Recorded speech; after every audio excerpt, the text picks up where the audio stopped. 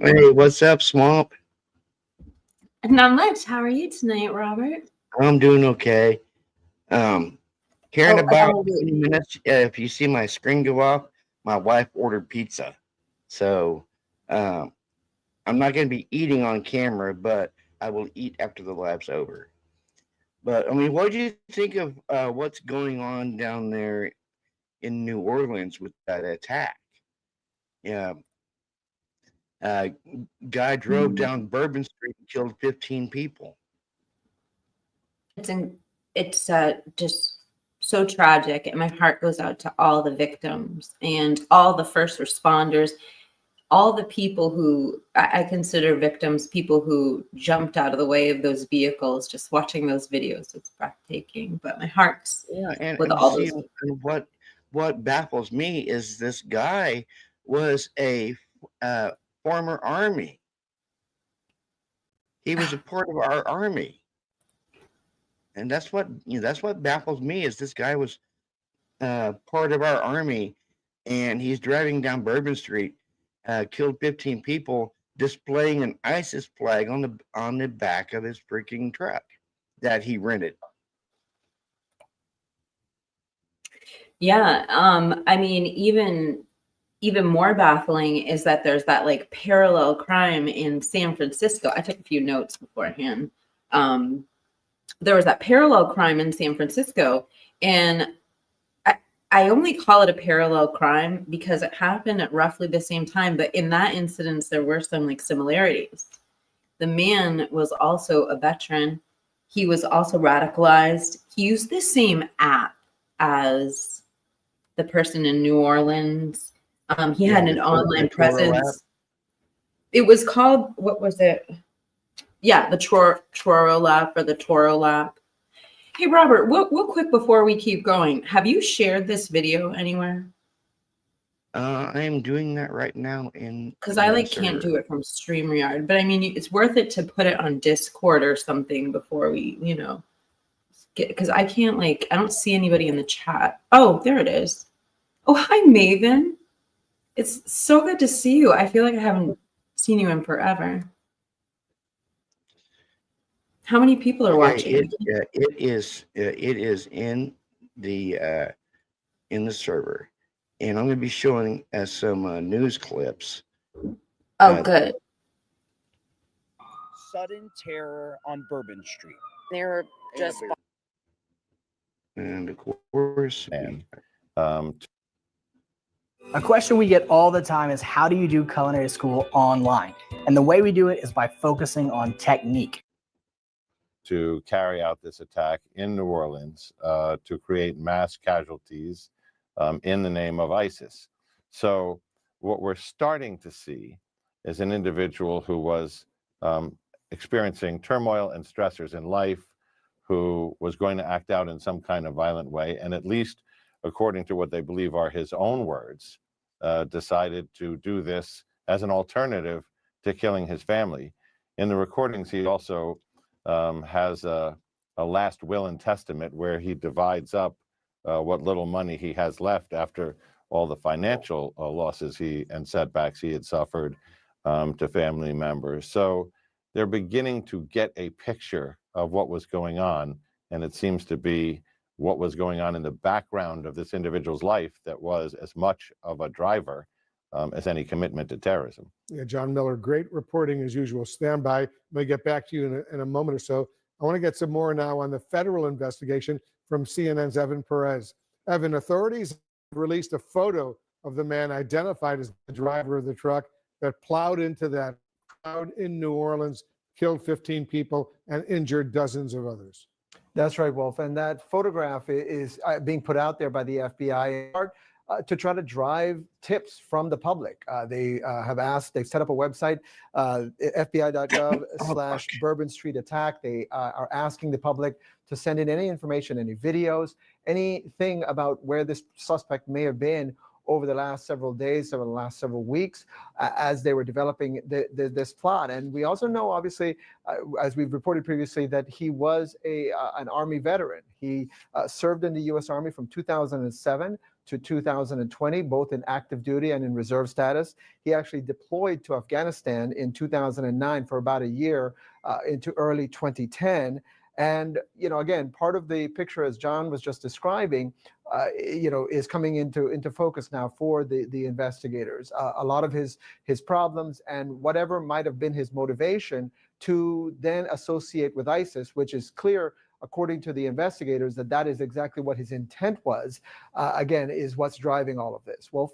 And I know, Evan, you're also getting clarification from law enforcement officials on possible accomplices. Right. The FBI is still trying to determine whether there's anybody else who might have been involved. Obviously, they know that he was trying to associate with ISIS. It's not clear whether he was talking to anybody in particular to try to plot this attack, or whether, again, this was more of a self-directed of the type that we've seen before. We also know, Wolf, that they were looking at video, surveillance video, that showed 4 people who they at least thought initially could have been involved with maybe some of the IEDs that were found elsewhere in the French Quarter.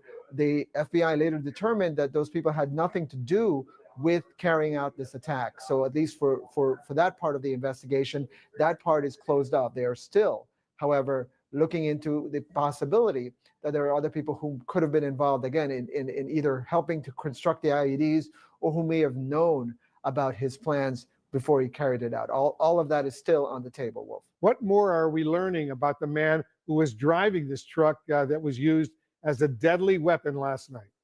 Well, piecing together much more of a profile of Shamsuddin Jabbour, Wolf. And what we've been able to learn, we've culled from public records, as well as videos and information he himself has put online. What you're looking at here is an image of him from a YouTube video posted in 2020. It has since been taken down. This video, he has titled it Personal Introduction. He says that he was born in Beaumont, Texas. He talks about his service as an as a member of the U.S. Army, so he's an Army veteran, and his work in information technology, as well as working in real estate. He says in that video that serving in the military taught him, quote, the meaning of great service and what it means to be responsive and take everything seriously, dotting I's and crossing T's to make sure that things go off without a hitch.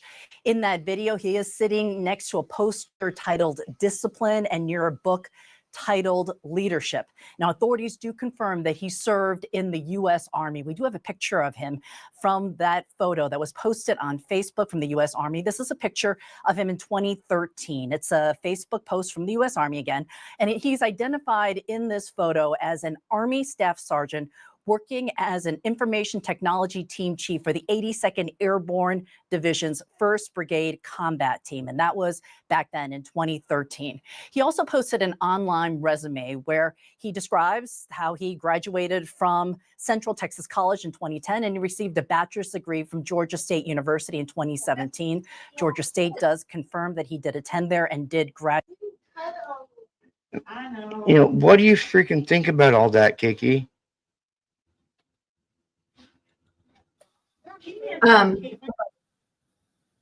To me, like, the first reaction I'm having is, where was he radicalized? Because, well, I mean, I don't know. I mean, he wanted to, I don't know what the motivation is. Like, the story only goes so far. Like, why did he snap? Why was he wanting to go after his wife and mother? Was he radicalized? Was he? I mean, it wasn't just his wife and his mother, though. It was his entire it was his entire family that he was wanting to take out. Not just his wife. Right. Yeah, he was trying to get his entire family together for this under the guise of getting together for the holidays. Well, and then instead of going through with that, he went ahead and drove his truck down Bourbon Street, killing freaking 15 people. Yeah. I mean, okay, so like, now that we're paused talking about this, so I forgot about that part. Yeah, so he definitely, like, wasn't just him having a mental breakdown. He was targeting unbelievers. One thing that struck me is, like, they said Bourbon Street was a super easy target. But one thing that struck me was they were saying that how he got around the safety measures was he like drove up onto the sidewalk.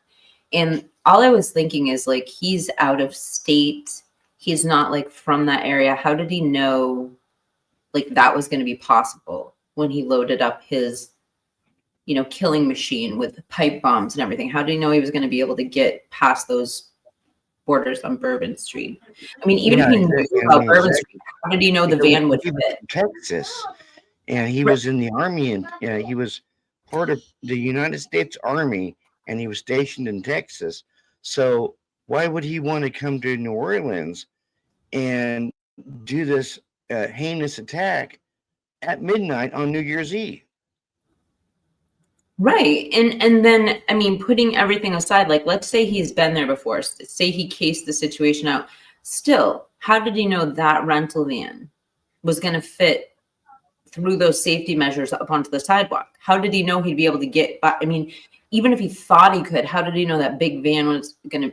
So my thought is like, I mean, my thought is like somehow somebody had to, it sounds like there's bigger, Yeah, because I mean they're not ruling out the fact that he didn't work alone, and they even stated the fact that the FBI has stated that there's a possibility that he didn't work alone, so he was working with somebody.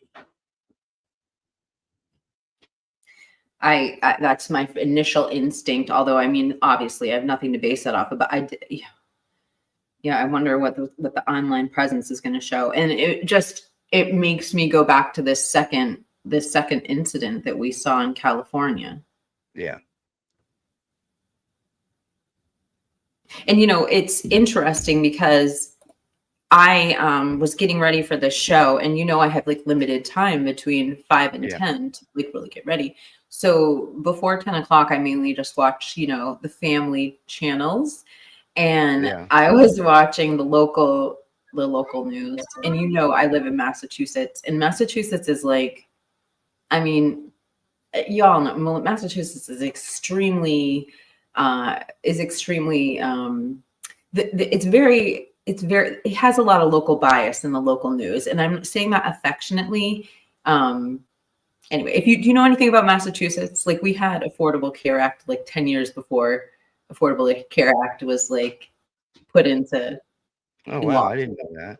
Yeah, we were the first. Like, we created it, and then the nation followed with it. Anyway, so like I've been listening to all this coverage, and half the stuff you just played, like with all the notes I took, I hadn't heard yet. So it's just interesting. Like I didn't like turn on any. I watched a little CNN earlier, but I didn't turn on like Fox News or anything else to kind of balance it out. And I like heard half the things you're saying. Weird. Just pointing that out. Does anyone care? Hey, Tamara. I think Robert's getting his pizza right now.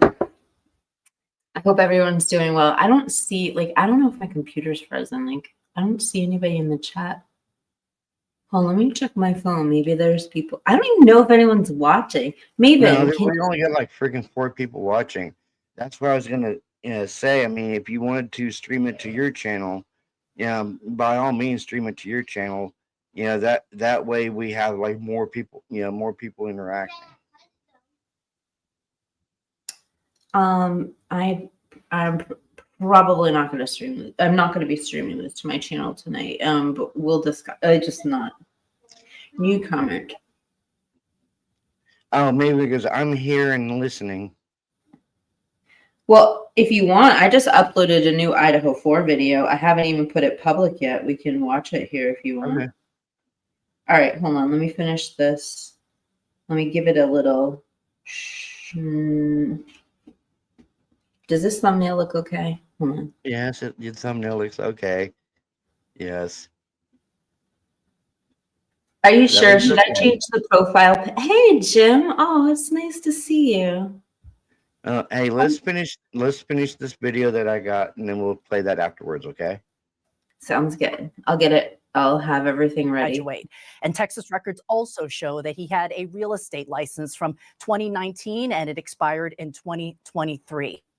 And then the last thing, Wolf, that we found really interesting, because it sort of lays the financial picture of his life currently, is that he was in a divorce with his first wife, and that in 2012, she had sued him for child support. But in 2022, he had submitted an email talking about how he was struggling financially. He wrote that he had fallen behind in house payments, that he feared that he was nearing foreclosure, that he was behind more than $27,000 in payments. He also wrote that the business that he had talked about in that YouTube video, that it had also not made money. He'd lost $28,000 and he was $16,000 in credit card debt, Wolf.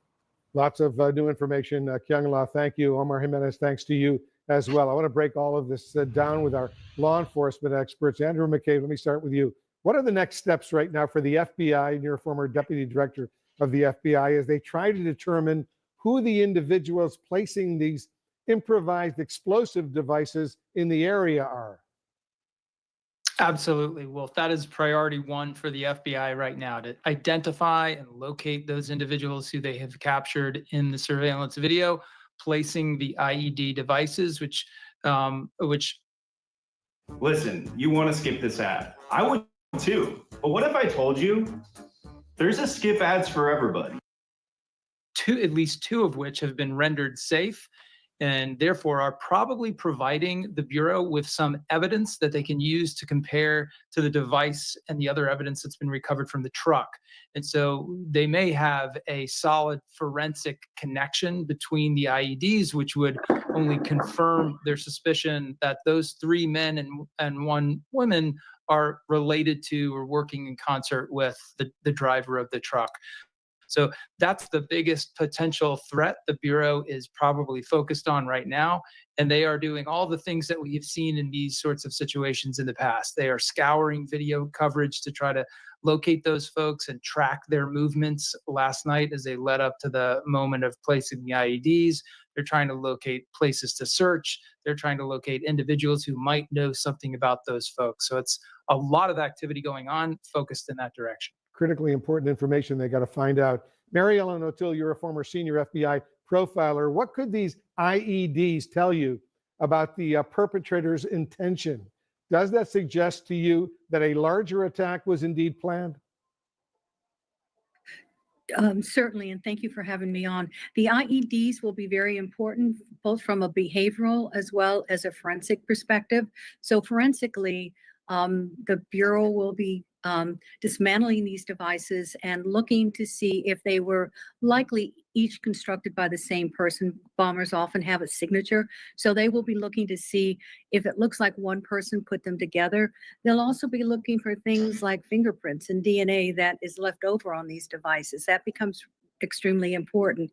But at the same time, behaviorally, they'll be looking at who are they aware of? Is there someone already out there that has come to their attention as someone that is a possible bomb maker in another case or in another incident? So they'll be looking at that as well. And I think through the forensics is another way that they will be attempting to identify who this person is. And I think based on what they've already said about these IEDs, they were not just made to go off and make a loud sound. They were actually designed and constructed so that they would actually be weapons of lethality as well. So that goes to the intent of the people that were involved in this. I stand by. Charles Ramsey is with us as well, the former Washington, D.C. police chief, former police commissioner in Philadelphia. Chief Ramsey, what are the challenges for law enforcement? Wow, they had IUDs as well. Somebody was planting IUDs.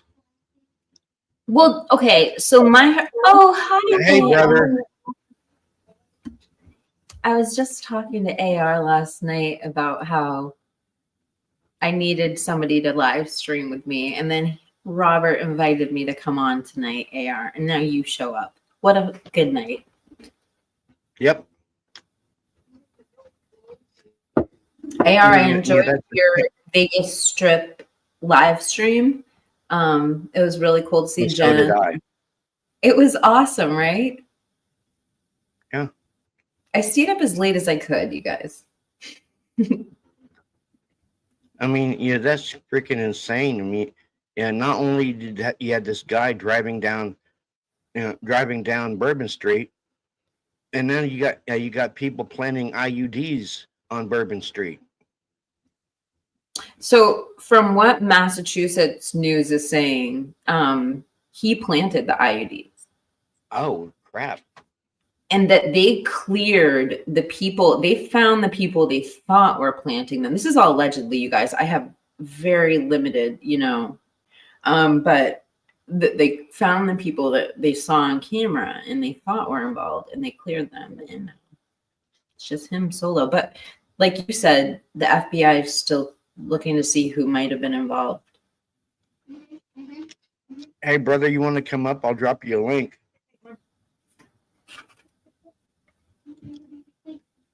Right now, as they try to secure the French Quarter in New Orleans while conducting this investigation. Well, first of all, we all know the French Quarter goes beyond just Bourbon Street. So you've got a pretty wide area that I'm certain that they are searching and trying their best to secure. Certainly, we're talking now about a vehicle attack. But again, you've got a lot of pedestrians, especially this football game coming up. You have a lot of people that'll be walking there, which makes them vulnerable. So they delayed it a day to go over Okay, their brother, love security you. plan to do the best they can to probably push that perimeter out further, certainly lock it down from any vehicle traffic and things like that. Nothing's going to be 100%. I mean, that's just the way it is. But clearly, the steps that were taken yesterday or early this morning were insufficient. When you look at that one video, the way the truck was able to just easily maneuver past that patrol car, they're going to have to reevaluate an awful lot when it comes to securing major events. Good point. Andrew, let me go back to you. Investigators have also found writings that support investigators' view right now that the suspect was inspired by ISIS. How critical is that in this investigation? Well, Wolf, it tells us a lot about what brought that person to that moment in time, and it can also tell us about others who they may have interacted with, people they may have prepared devices with, they may have prepared for this attack with other people, trained with other people, received support from other people. So everything that this subject wrote left behind in terms of his own writings, his own activity on any devices, any electronics devices, telephones, that sort of thing that may have been seized through the searches we've seen taking place throughout the day. All of those items are going to help them get one step closer to the 4 other people they know they have to find, and potentially others. There may be other people involved in this plot who did not appear on that surveillance video that we've been talking about for the last couple of hours. So they have a lot of intelligence that they need to collect and analyze to get a full picture of whether or not a critical threat to security still exists. We will not know the answer to that until we can confidently state whether or not he's working with people, and do we have those folks under control or in some sort of custody. We're just getting in some very disturbing new video of someone walking out of a bar on Bourbon Street in New Orleans shortly after the attack. I want to play that for you and for our audience. Watch this.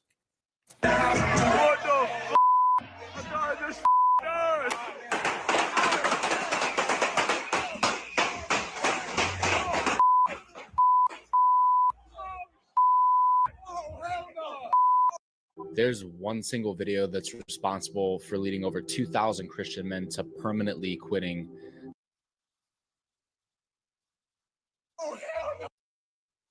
Juliet, what do you make of the truly harrowing situation seen in that bystander video?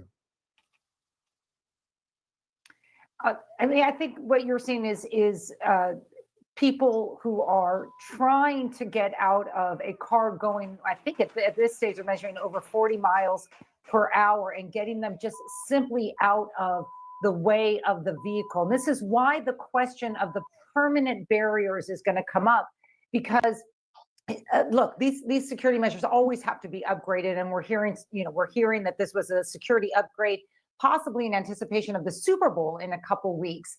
But New Year's Eve came before that, and so if you have barricades, temporary barricades, permanent barricades, and then the third level tends to be sanitation trucks or whatever you said, that layered defense. All of them are intended to essentially try to slow down a car. What we're seeing in those videos is that none of them worked. He was, to quote the public officials, hell-bent on killing and got on the sidewalk. And there will be questions about whether that could have been impeded in some way, but these are normal questions to ask. And I think these are questions that New Orleans will want to ask as it moves forward in its preparation, for example, for Super Bowl in a couple weeks. Look, this effort came out of 2016. Almost every city did not have this until the major attacks in Nice and Berlin, using vehicles. And lots of cities then got very creative in protecting open areas like this. They may have to be reassessed or fortified again, given the vehicular attacks that we're seeing these days. Yeah, that's so important. Michael, the Louisiana governor says the Superdome and the surrounding area in New Orleans is safe. How can they be so sure about that if they don't think the attacker was necessarily solely responsible? Well, we know we're looking for potential other offenders who could have helped him, but they're sweeping the Superdome multiple times to make sure there are no explosive devices. Just like when Super Bowl and Sugar Bowl are there, as many times as they've been there, we create ingresses and egresses that are secure, and people get searched and checked on the way in. And I am sure now that they are going to create an ingress plan that does not allow any vehicles other than people who are authorized to come in, and those are going to be checked, to come into that area. Everybody's right. In 2016, when this happened in Nice, the mayor of New Orleans said, I want to fortify this area. And we then invested in those bollards to be put up there. But we also use big trucks and other city vehicles to really fortify the area. They're going to be doing that again for Sugar Bowl and again for Super Bowl to make sure only people.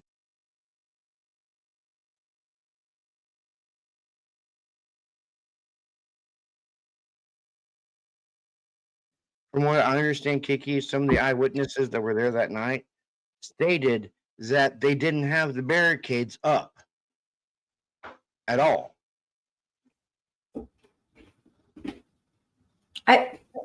I thought that when they said that, I thought they were talking about like permanent barricades. No, they have barricades that can raise up out of the ground, like mechanical barricades. Oh, really?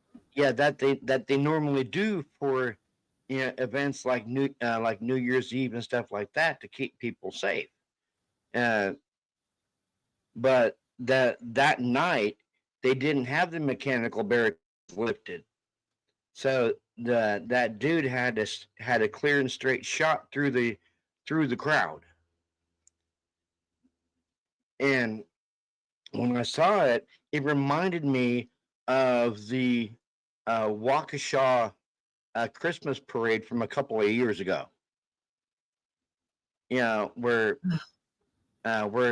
that guy Daryl drove through the Christmas parade. Yeah. This kind of reminded me of that. Me too. But I know Daryl didn't have an ISIS flag hanging off the trailer hitch of his vehicle, but this guy did. He had a ISIS flag hanging off his trailer hitch, but they never said exactly how big the flag was. It could have been a small flag or something. They never explained how big the flag was hanging from his trailer hitch.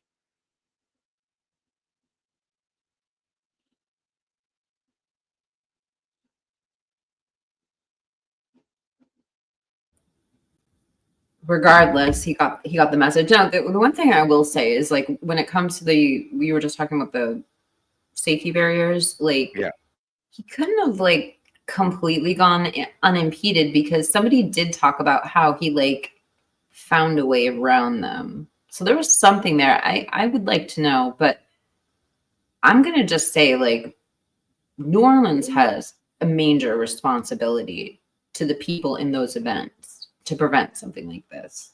I yeah, mean, most definitely, Kiki. Most time, definitely.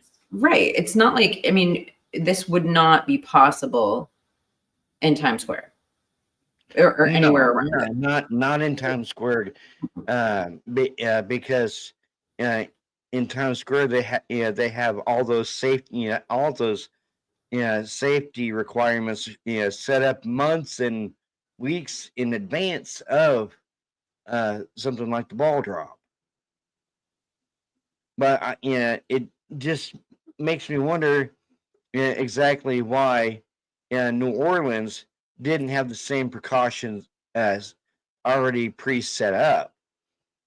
Maybe they did, but at the same time, maybe they didn't know someone was going to drive a rented truck down Bourbon Street and kill 15 people. Right. And the FBI is already stating that they're pretty sure that he wasn't working alone. So they're thinking, the FBI is thinking that this is like an initial attack, because if he wasn't working alone, Maven says, I couldn't see if the flag was unfurled. And here, I saw a security camera of the truck turning onto the street. They had a cop car parked at the end. That's why they keep saying the street was blocked, not barricaded. Oh.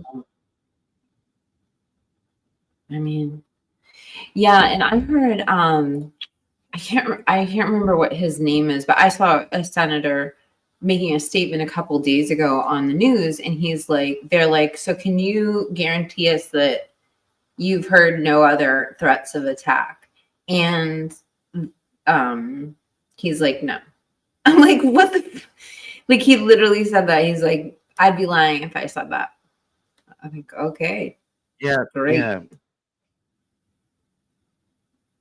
I mean, a lot of people say it stems from the wide open southern border, but I'm not going to go down that rabbit hole right now. Right. But I mean, if one of our own senators is stating that he cannot guarantee that another terror attack won't happen, so that just makes you wonder if it will happen. Well, I mean, hopefully if they know about something, that's the biggest thing, is like they know about chatter that's going on. But we always have to be vigilant and Yeah, we always have to stay vigilant. And just like the Bible says, stay vigilant. absolutely prepare. Let me see what I have for notes here. I don't remember if I covered everything. So, but,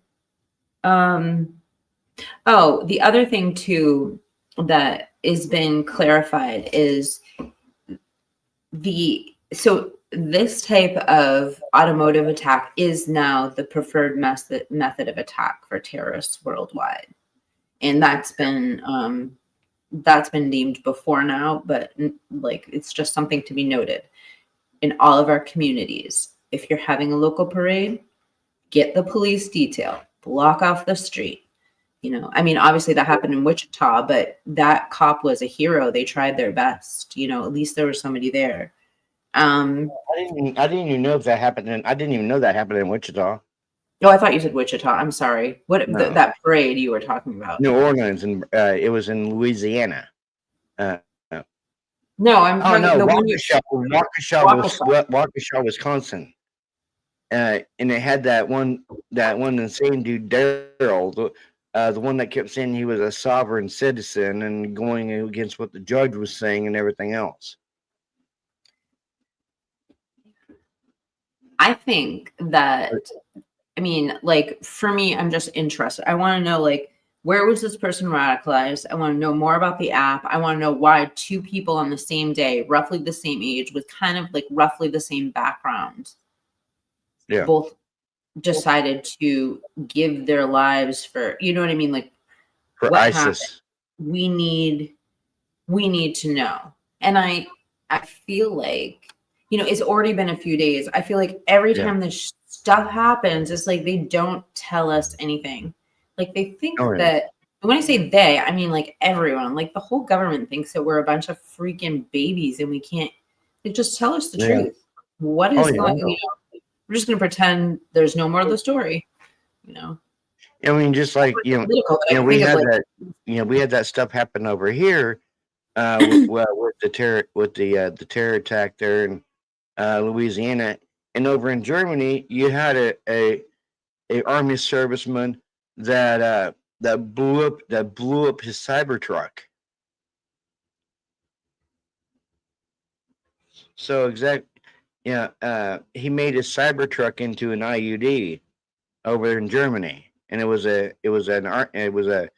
Army serviceman. So exactly why are these U.S. Army servicemen going rogue to the point that they're taking innocent lives?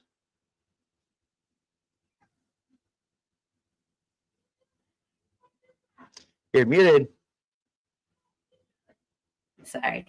I don't feel comfortable like categorizing it as like that. I mean, yes, Well, that's no, a, no, I'm not. that's a, I'm not. No, I'm not saying. I'm not saying that. It just country redneck hillbilly Bubba said MK Ultra.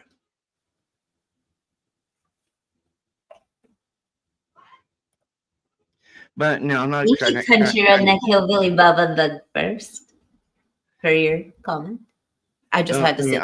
I'm not trying to say to categorize the U.S. Army as anything like that. But I just think it's weird that you have this guy that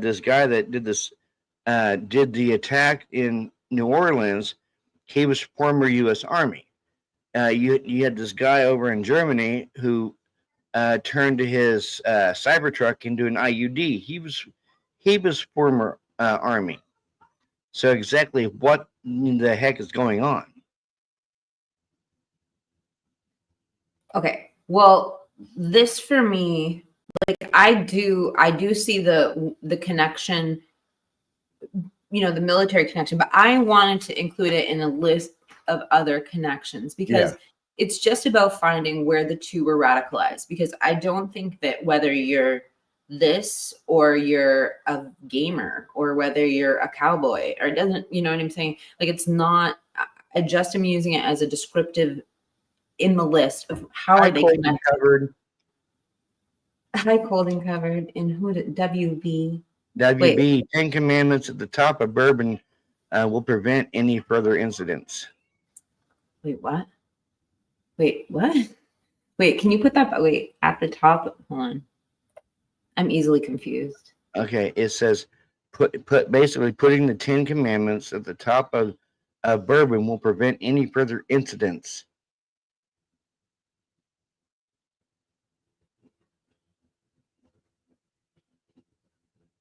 I bet WB is referencing something that we don't know about. Like, yeah, they took down the 10 Commandments or something, right? WB, am I right? No. WB is saying 10 Commandments at the top of Bourbon will prevent any further incidents. Basically, I think what WB is trying to say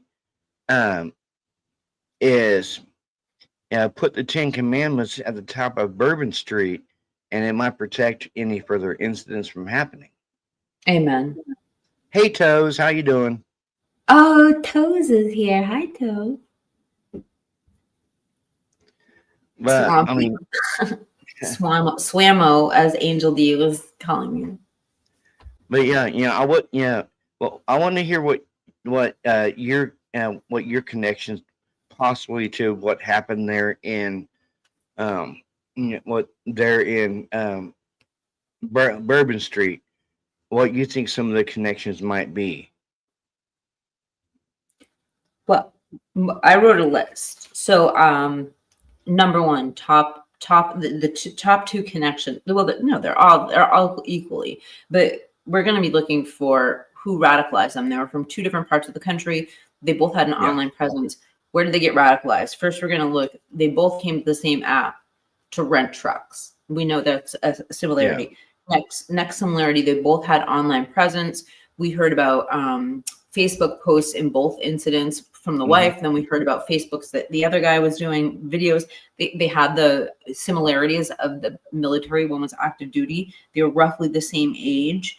What the heck did I write? I can't write. I can't read my handwriting. Hold on. I don't know. Oh, they were both married. I don't know why I wrote that. They did it on the same day.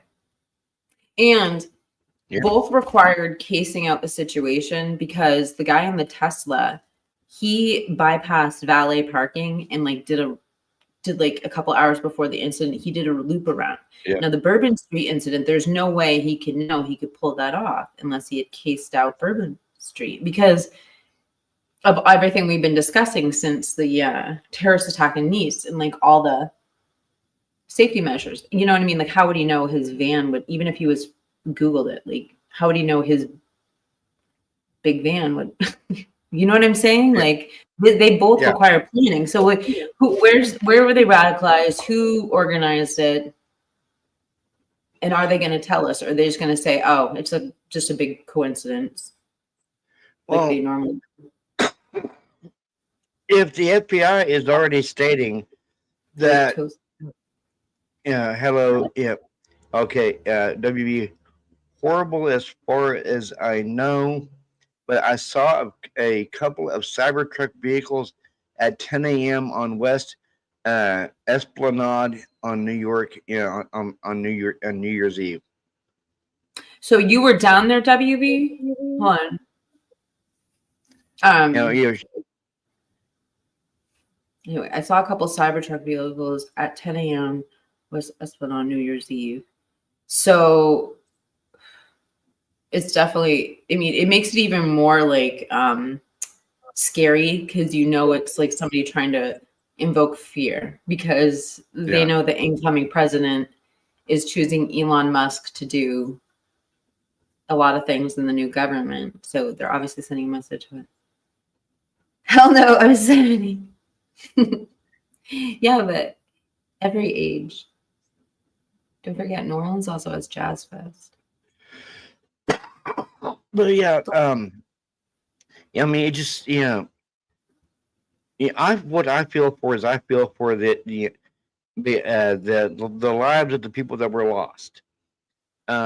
Because I was watching a story about one of the victims, and he had, he went to watch the fireworks, and then he took his wife and his two kids, 11-year-old and I think a 9-year-old, and they went to watch the fireworks and to ring in the New Year. And his wife said, I would never thought in a million years that at 12:01 a.m. on New Year's Eve 2025 I would be a widow. Yeah. And I mean, it also, like, when we see those images of the victims, like, we're typically when we hear about a terrorist attack, we see this whole range of every walk of life, every age group, but not here. It's kind of like hauntingly like the Idaho 4. You see just this group of young, healthy people just like on a break. I mean, and when we look at that footage, the thing that I found so haunting was how many people just, I mean, they have no reason to be alive right now. Like this one girl, I think of her like jumping out of the way of that van, and like I just picture like angels like lifting her out of the way. Like I don't know how she jumped out of the way of that van. So many people. And then the guy in the wheelchair, he's badly injured, but how did he survive? Like how? Yeah. How is that possible? It's and just, the only thing I can think of is the grace of God. yeah, amen. Yeah. Wait. WB said Davies popping caps every week down there and fighting every week. And thank you for subscribing, Golden Covered. Wait, what? Oh, subscribe. Nice. Thank you for the sub. Yeah, well, I don't know. Do you know anything about New Orleans? Do you know anybody who lives in that area? I mean, not off the top of my head. Here, you always don't see all the news here.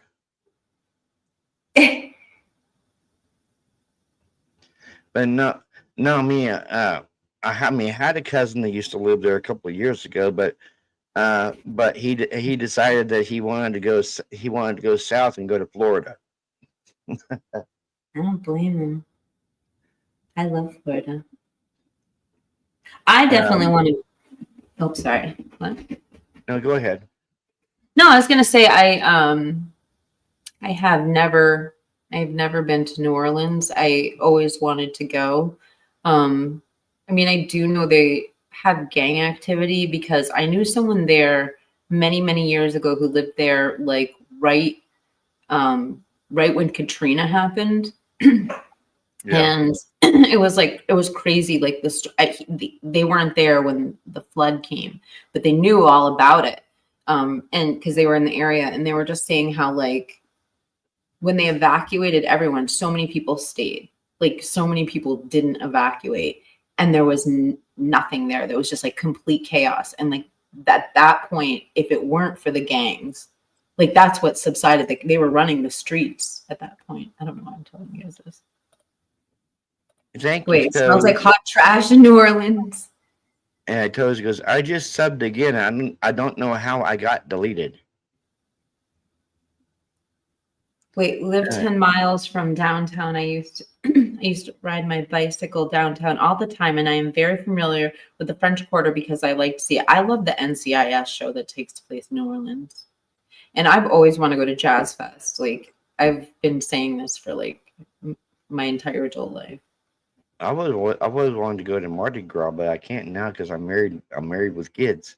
There's not a chance I'd go to Mardi Gras now that I'm married. But back in the day, I would have.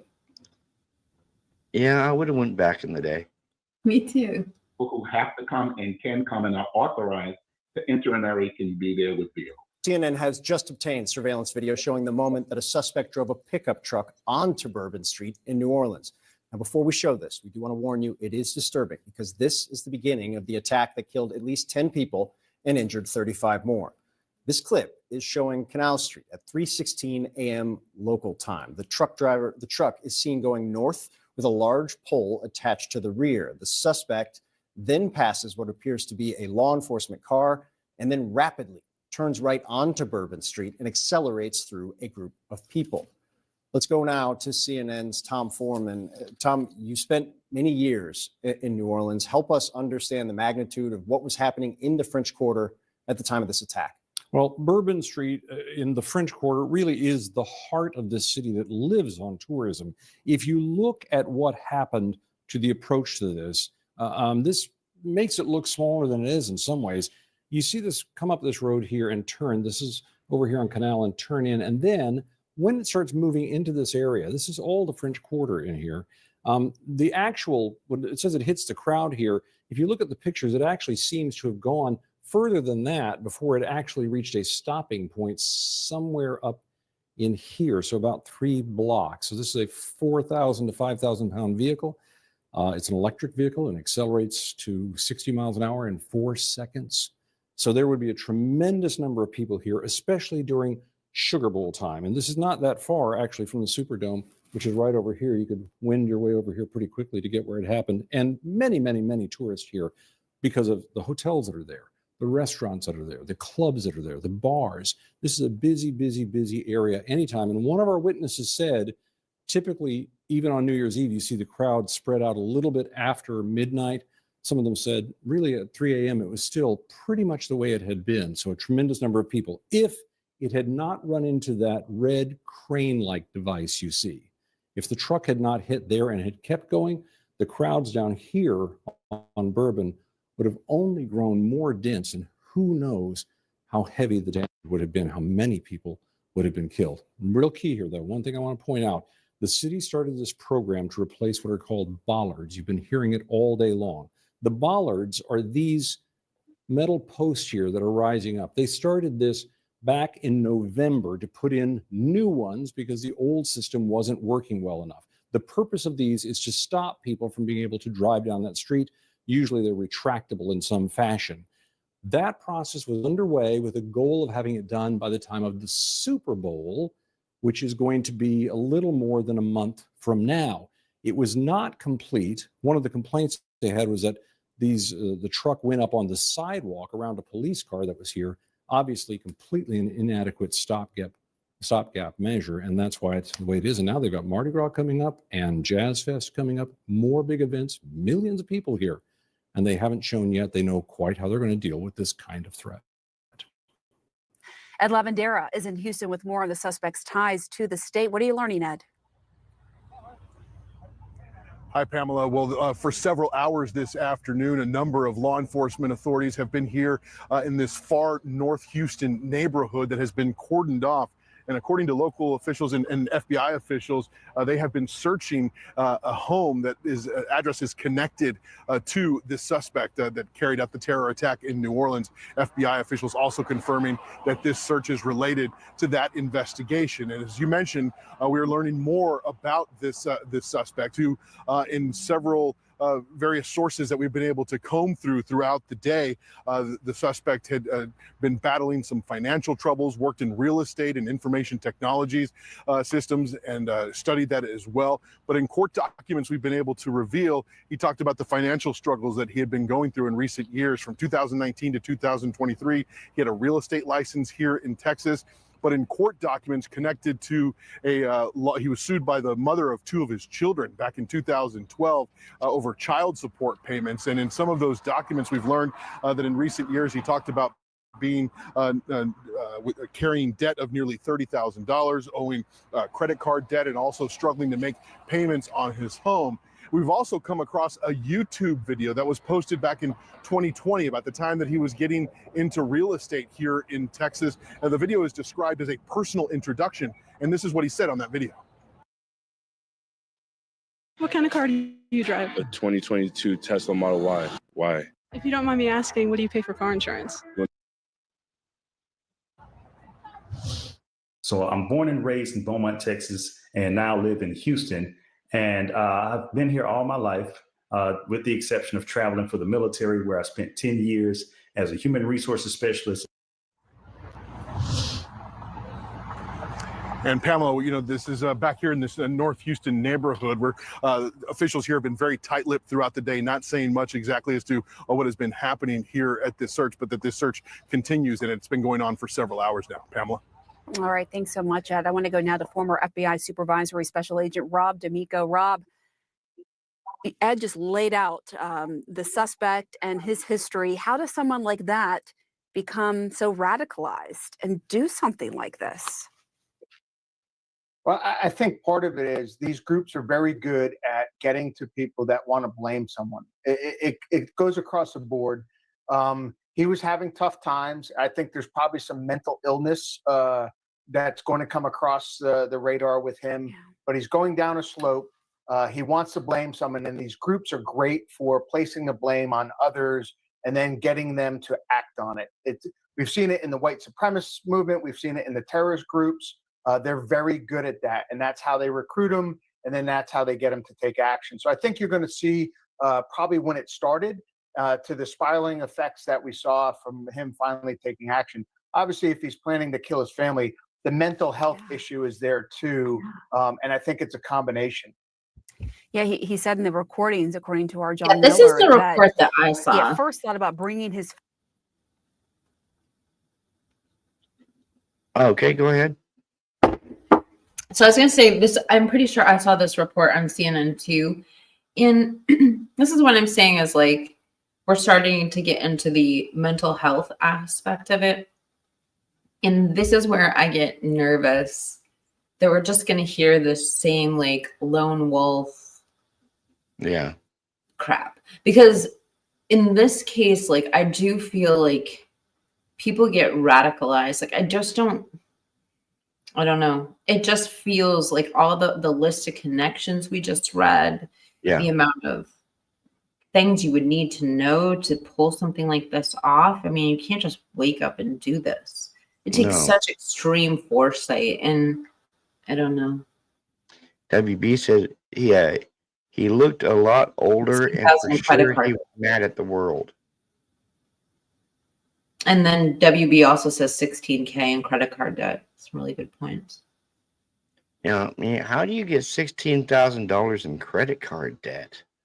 But still, where does the hatred of humans come in? You know what I'm saying? Like, I see all that, but I also know people who have a really bad, Maven sent me a link. The link I shared above shows the truck turning and going around the police car parked there. I got that pulled up. I don't think it's a very long clip.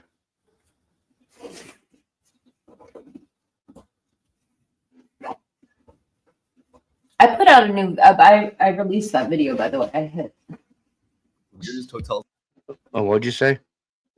I did just make that Idaho 4 video public too. It's like an 11. Spotter Studio just makes finding my videos so much. I'll go to that. I can literally. Here we go. See that, Kiki, right there? There's the truck he was driving. See that right there? Mm-hmm. That's the truck he was driving. Thank you, Maven.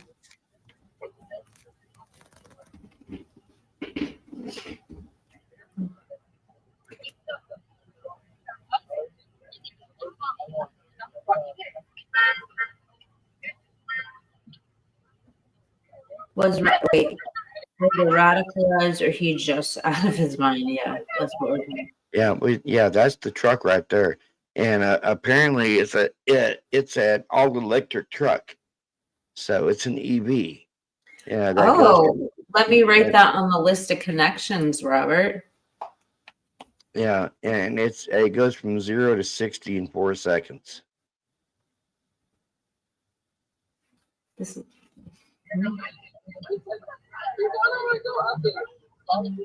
Yeah, right there. See, there's the cop car right there, and he's going around the cop car.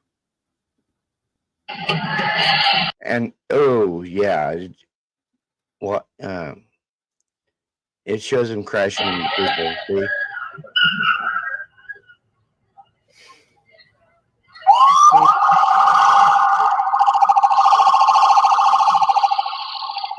That is pretty nice.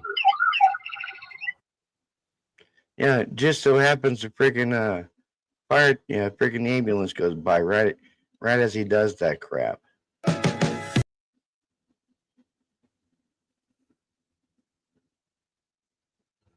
I don't know. Okay. Interesting how that camera was following that truck before it had done anything. Good point. Oh, I'm super sus. Trust me. You don't, but thank you for pointing that out. Yeah, WB says Quran and that truck was electric and goes 0 to 60 in 4 seconds. Jim O'Neill says was radicalized or was just out of his mind. I don't know. But there's that, it's real. Look, okay. I understand, like, maybe connecting the dots between the other EV incident at Trump Tower across the country. The only thing I can do to explain that away is definitely if you're going to do a terror attack, it's probably going to be on New Year's Eve. I mean New Year's Day. Like, New Year's is significantly known, like a targeted day. But still, like, it's going to be good to have a fresh set of eyes. And this is not a political statement, but it's going to be good to have a fresh set of eyes on January 6th on this as well. The Maven says, that was my first thought, but then I think they zoomed in on the original footage. What? Oh, wait, show it again. Yeah, she said that was my first thought. But then I think they zoomed in on the original footage. She's thinking that the the news people zoomed in on the original footage.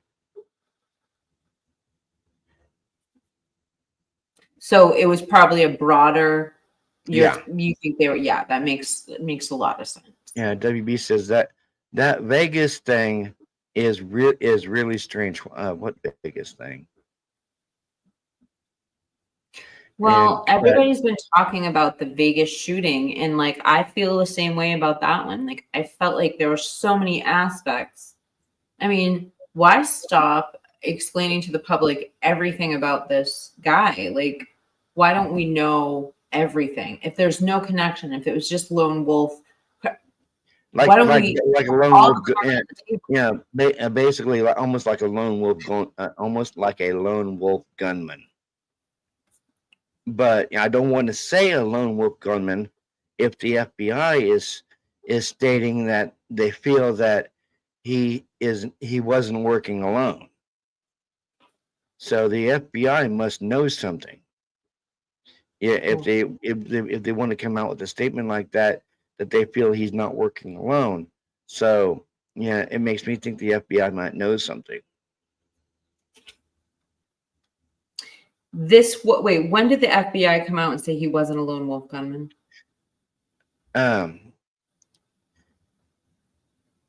In that clip, that I was showing you about CNN, the FBI was stating that they have it on they have it on good authority that he's possibly not working alone. I thought we were. Whoa, hold on. What just happened? Oh, my camera wouldn't start. I thought you were talking about the Vegas shooter. No, I was talking about the gentleman down there in New Orleans. The FBI stated that he was possibly not working alone. So now humor me here, Kiki. If he wasn't working alone, you have what happened at Trump Tower. You have what happened in Vegas, and then you have what happened down there in New Orleans. What if they were all working in unison?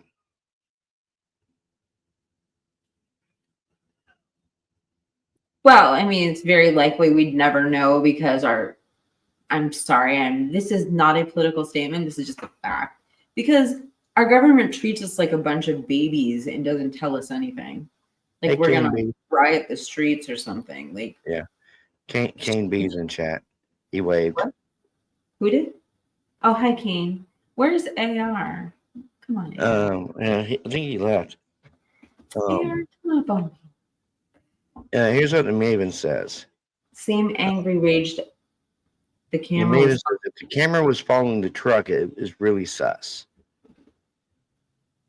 And then WB says that country event was revenge because the guy had a few million and they suckered him into the card games called a whale. Who said that? WB. You've got some. Why? Okay. If that's the case, though, like I can see that actually would make sense. Like why Vegas investigators wouldn't like release that because that might scare people. But like, why wouldn't the feds tell people about that motive? Like that's a pretty clear-cut motive. I mean, I don't not a clear-cut motive. I don't know. Kane, what do you think? You've been studying this Vegas shooter. What do you think about WB? What about WB said? That makes a lot of sense. WB also said same angry rage devil possession. Yeah, I saw that. Maven says second press conference that said the people they thought were placing the IEDs were just passerbys looking at the coolers they were in, and that 2 IEDs and 2 were not. Not that I believe it. Wait, 2 press conferences.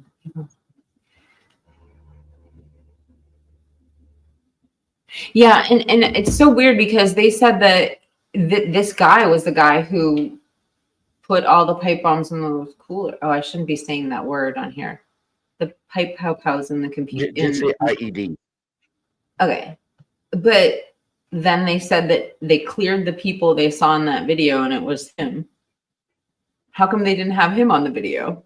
Why, you know what I mean? Like if they have, I don't know. How do you mistake that either?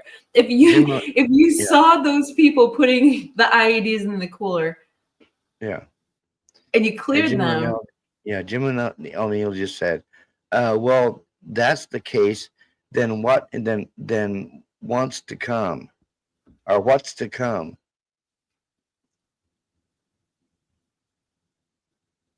Amen.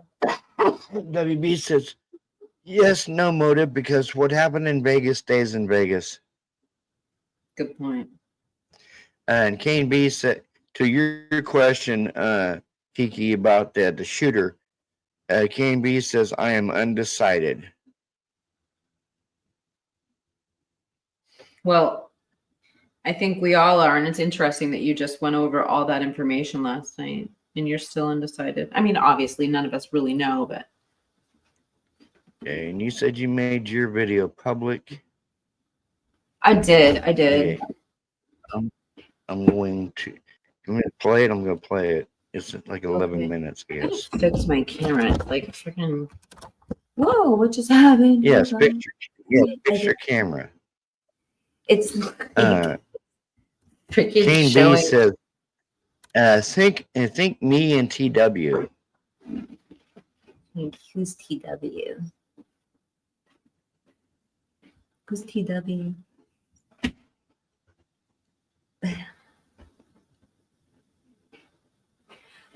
This is Swamp Rose' latest investigative video.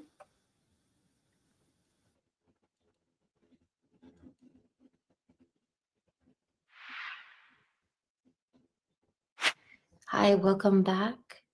Thank you for clicking on this video and welcome back to my channel. My name is Swamp Rose and I'm continuing my podcast. So if I had to summarize this video into 2 words, it would be alternative suspects. So since my last video, there's been some documents uploaded to Brian Kohlberger's case. And I'm going to read directly from a new document that was just released a couple days ago. This document came in really hot into the true crime community.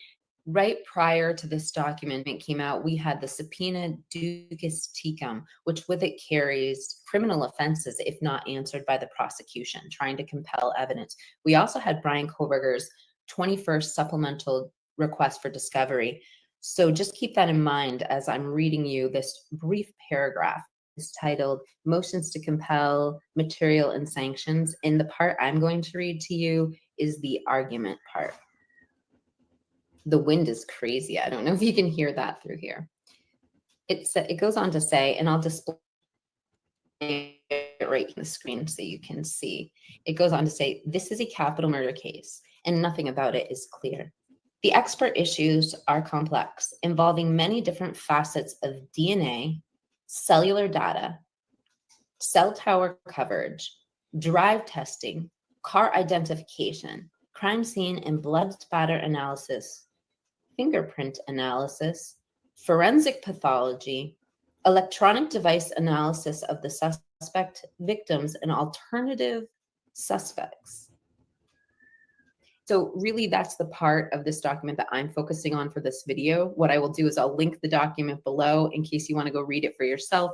Or if you'd like to join my Discord server, we post all these documents there. I will leave a link down below in the comments. All right, so let's talk about this. So one of my mods, Angel D, made a really interesting observation when it comes to alternative suspects. So if we go back to the beginning of this case, the very initial judge, Judge Megan Marshall, had a hearing for no contact orders.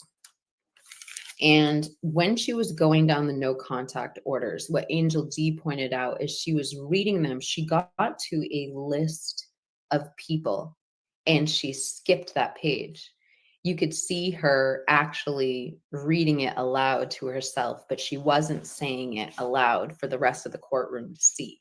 So, I mean, the point of me bringing that up is just to be clear, there is a list of people that are protected And what we're trying to figure out now, are these confidential informants?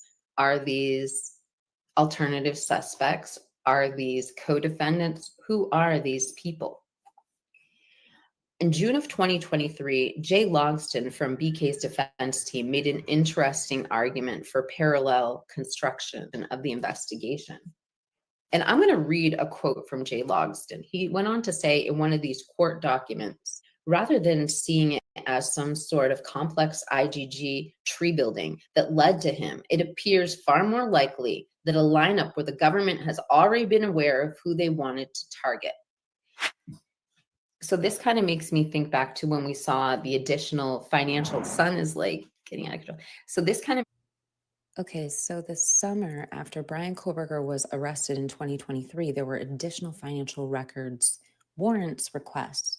And these financial records were for all 4 of the victims plus 2 redacted names.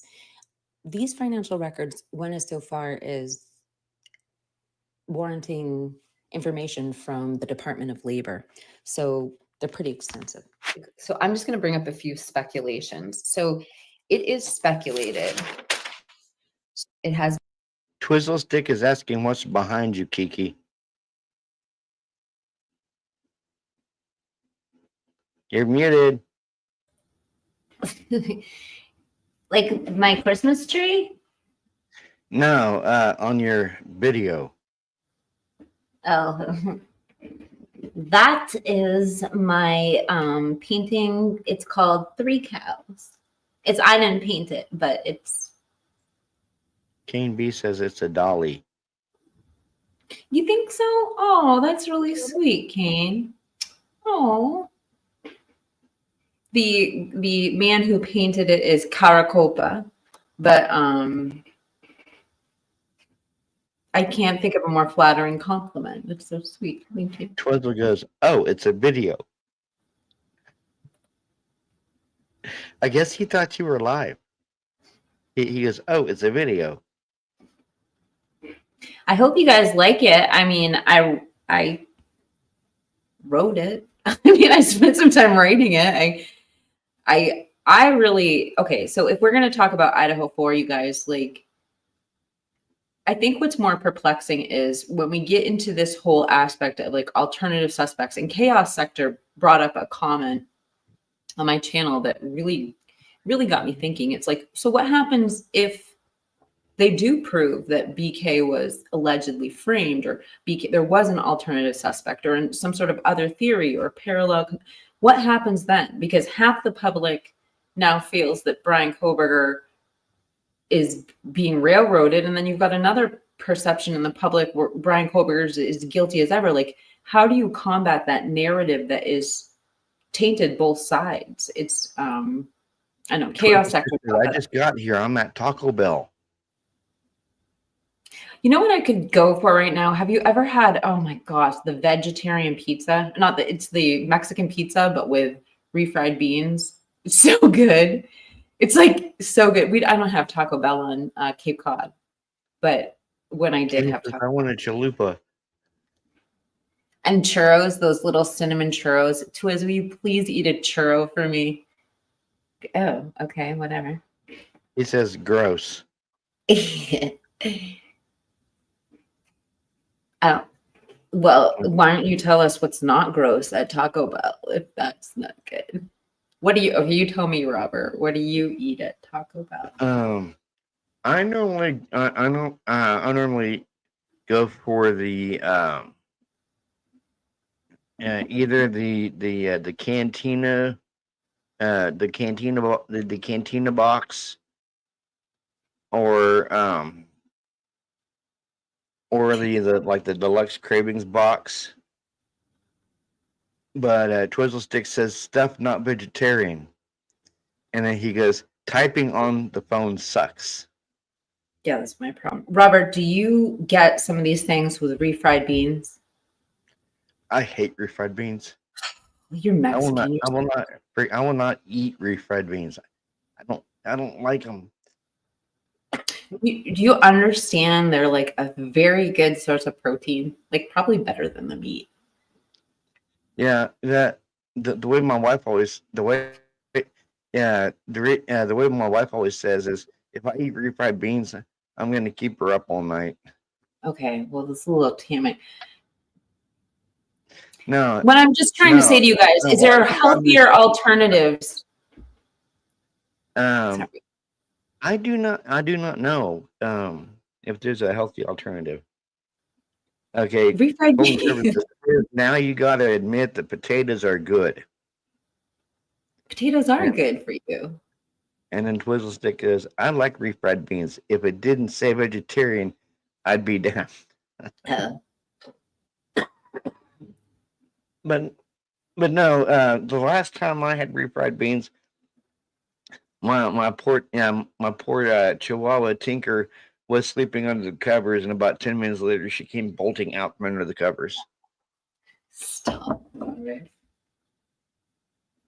Okay. WB said, I don't have any close to New Orleans. No Taco Bell's down in New Orleans. Jim O'Neill says, I make my own homemade beans every day. Great comfort food for company. Twizzle Stick says there's no replacement for meat. And Maven says, LOL. Well, you can. Yes, you can. Okay, so here's the deal: is Twiz is right. You can't, but to get a complete protein molecule, you can combine a bean and a legume, and then it's a complete protein molecule, just like meat. And then, oh, I forgot what I was gonna say. I was it was something WB says about no Jack in the Box. She ain't got a Jack in the Box. yeah. Twiz lives in a good place for food, for fast food. They have Jack in the Box. They have Carl's Jr. It's so good. Here's the thing. In-N-Out Burger. Here in Wichita, Yeah. all the Hardee's here in Wichita, packed, closed down, and basically they packed up, closed down, and they're gone. And I asked, because I noticed that all the Hardee's, like one of the Hardee's I used to go to, which is close to my house, it like closed down. And I asked the taco shop across the street why it closed down. Well, apparently Hardee's hasn't been paying taxes here in the state of Kansas for about 3 years. So they were told either pay taxes or close all your stores. So what they do, they closed all their stores and they moved the hell out of Kansas. Well, they probably still have to pay the taxes. Like I don't see how the paying the taxes was like they probably still have to pay them. Like I don't think, you know what I mean? Like there's something that doesn't make sense. Twiz says Pullman sucks for fast food. WB said she likes Carl Jr.'s too. Twizzle Stick says AZ had the or Arizona had the SHIT. Colden Cover said Twiz, you need a Freddy's. What's a Freddy's? Freddy's frozen custard. Oh, I've never heard it. And back to Jim. Jim, I would just be curious to know, do you like, I've got out of the habit of only when I like am desperate. But I don't really, I'm like make my beans from scratch now. Like I soak them overnight. Do you do this, Jim, or do you actually like can? I don't know. Why am I even asking? But see, my what about you? Do you when you make like chili? Do you use pantry beans or do you use like canned? Jim says bee pollen is a complete food, has every trace mineral vitamin. Yeah, hold on, I'll get it up there. Wait, trace mineral vitamin has it all to live on. Twizzle Stick says, I wish I could get to Boise because there's a Freddy's there. WB wants to know where we're all from. Why don't we start with you? Oh, well, WB, I am from Wichita, Kansas. I was born in Florida, but I was raised in Kansas. And that's where I'm at now. I'm in Kansas. And WB says that she's from Metairie, Louisiana. I hear Louisiana is a beautiful state. We'll have to look up your city. Sounds Yeah, pretty. I know Kane B. He's in Florida because he went through the recent hurricanes there. Yeah, so I live in Massachusetts. I am located in Cape Cod, and like the other half of my channel, before I lived here, I lived in New Hampshire. So like half of my YouTube channel is from New Hampshire, and that's where I'm from. But I've lived everywhere because I was like a gypsy for most of my life until I got married. Yeah, the Maven says originally California, but moved to Cambodia 17 years ago. Yeah, I love that's what I love about your show. It's got the Cambodian flavor. WB says New Orleans is beautiful, but not downtown.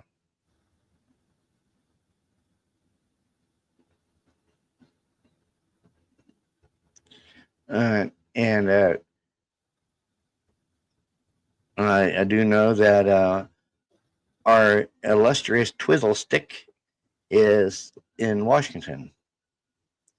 Jim O'Neill says, I do not use canned beans.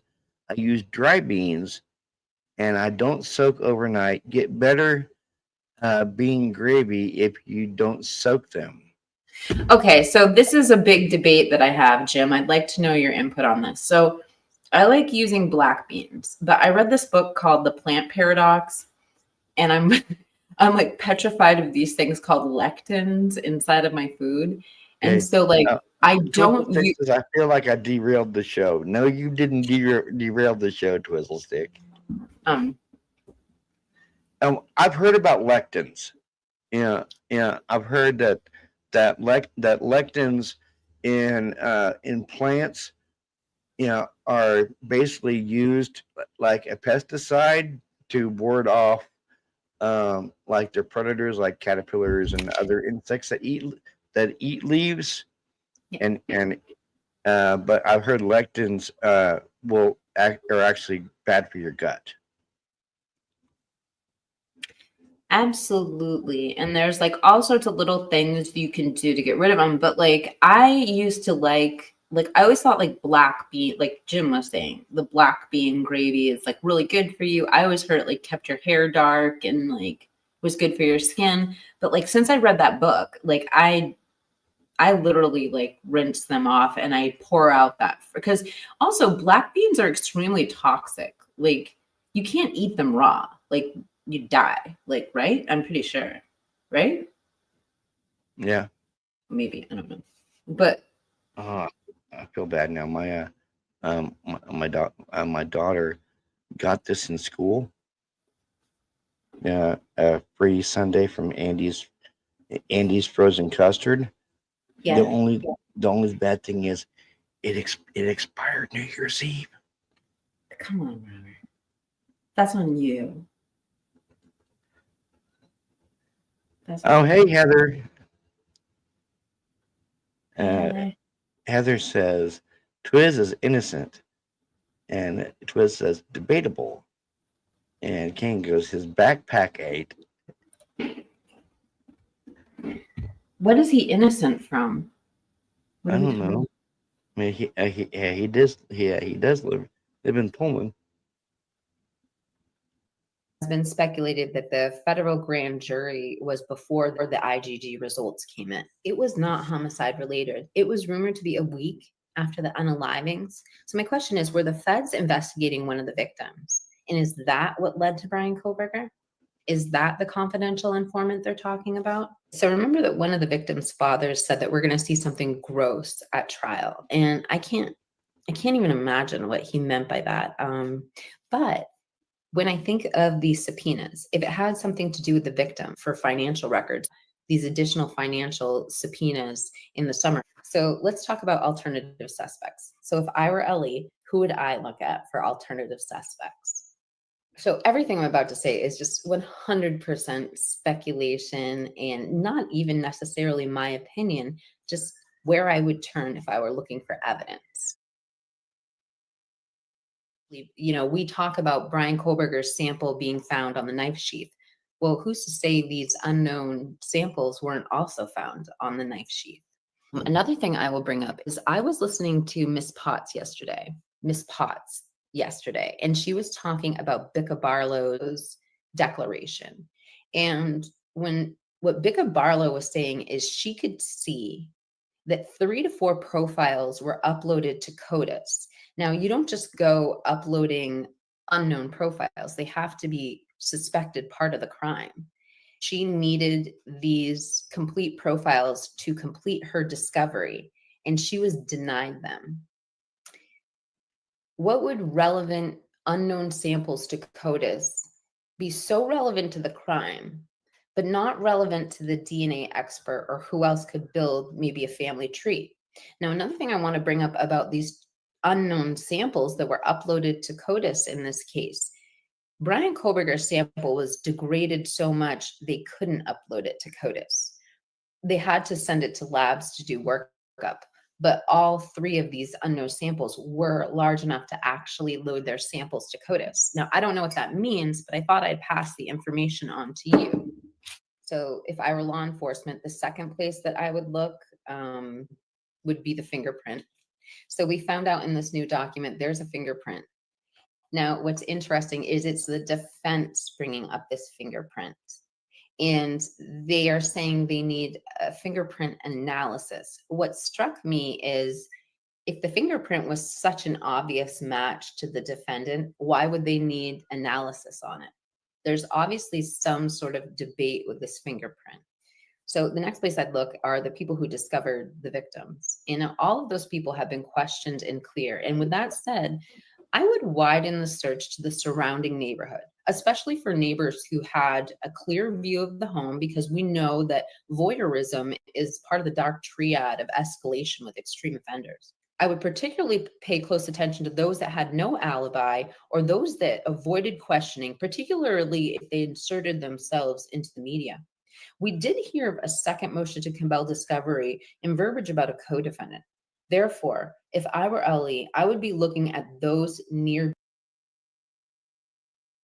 Hey, what Twiz said right here? They didn't say there were BK's fingerprints, just fingerprints at the scene. That's what I'm saying. Is like, and the people who are bringing it up, or I mean, I don't really know. I kind of just like my impression, but I didn't run this by anyone. But it's like if the defense is the one bringing it up, like it's not like the prosecution is. They're bringing it up, but they're looking for fingerprint experts. If it was a fingerprint that they had like a nail, like if they nailed it, like if they had the right, why would they need an interpreter? Like why would they need someone?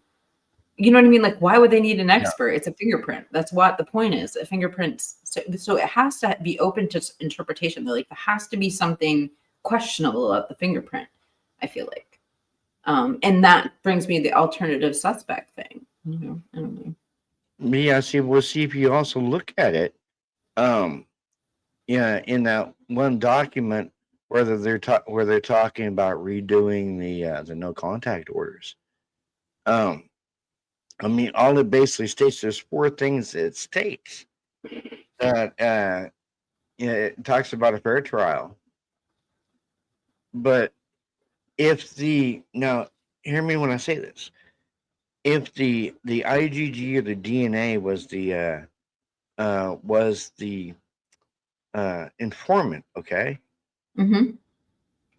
Then why would they put down on the document contacting the informant? I mean, like, well, my whole thing is like the IgG can't be like one informant. Bless you. Because the IgG, as far as like my understanding, in my basic understanding, is it's a document. You know what I mean? So like, it's not like you can give a protective order to a document. It has to be the people in the document. So it's like not one. If that were the case, it would be not just one, but like Many. Thank you for subscribing, WB. Thank you for subscribing, WB. As there goes, literally, WB, there is a way more legitimate and active ongoing connection to white group. No parents are needed. Individual research is a good thing sometimes. And then she goes, Kane, only the potted moose eats red meat. What? Only the potted moose eats red meat. Because Kane posted snack update, chops are in, go meat. Yeah, wait, what? Where is the snack update? Chops are in, go meat. Yeah. Kane be the purge snack update. Because pork chops are in, go meat. Thanks, Kane. BK, particularly those that had behavior changes after the crime. Don't forget, on the same day that BK left to travel home for Christmas break, one of Brian Kohlberger's neighbors.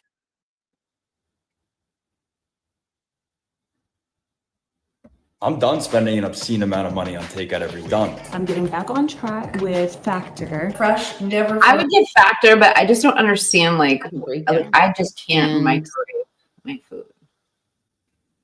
I actually ordered some of that. I ordered some of the HelloFresh. I love HelloFresh. Yeah, I've never had it, and my wife was thumbing through Facebook the other night. She goes, "Oh, honey, look at this! I know how much you like to cook, so let's try HelloFresh." And I'm like, "How much does it cost?" And she goes, "You get the first 30 days free, then you can cancel any time." So I'm like, okay, I'll try it for 30 days, and then I'm freaking canceling it. You're gonna learn so much. I'm just telling you right now. Oh, yeah. Have a good night, WB. Thank you so much for joining us in the chat tonight, Yes, WB. thank you for joining us, WB. And also giving us the insight on Bourbon Street, because those were some things we didn't know. So. Twizzlestick says, "Me too. This Taco Bell deal is amazing." Did you get the churros? You got to have dessert.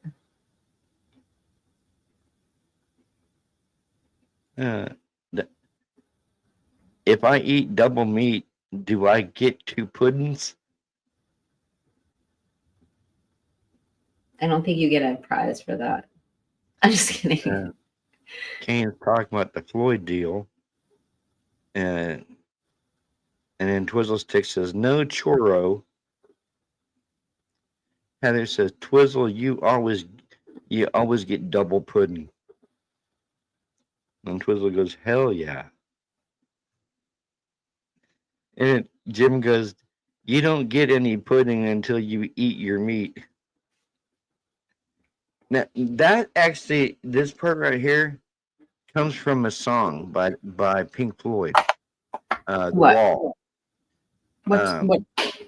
Yeah, it's by a group. It's a song called "The Wall" by Pink Floyd, and at the end of the song, that they say you can't get any pudding unless you eat your meat. Oh yeah, that's right. I forgot about that. Yeah, I love Pink Floyd. I was raised on Pink Floyd. I was raised on Pink Floyd, Peter Frampton, Black Sabbath, Ozzy Osbourne, all the greats. Trying to think. I was just watching somebody's biography the other night who loved Pink Floyd. I'm trying to remember who it was. Oh, I remember who it was. It wasn't a biography on him. There's a new interview I saw. Geez, you guys know the former guy. There's a guy that does. You guys heard the commercials for Title Lock? There's like this former criminal who the FBI recruited to be yeah. The home Title Lock, yeah. Exactly. He has a podcast now. What is it? Yeah, something like that. So he has a podcast now. Now he's not just like a former. He like spent time in the penitentiary. Like he did his time. So anyway, he had a guy on that I was watching last night that is a former Green Beret, and he was the CEO and security detail for John McAfee. And that's where I was starting. John McAfee was listening to. Pink Floyd. Uh, But it's Twizzle- so worth it. This interview, I couldn't believe that I was listening. I mean, I listened to it from beginning to end. It was just so interesting. Twizzle says he's not a Pink Floyd fan, but Heather goes, he's more of a Zeppelin fan. Who?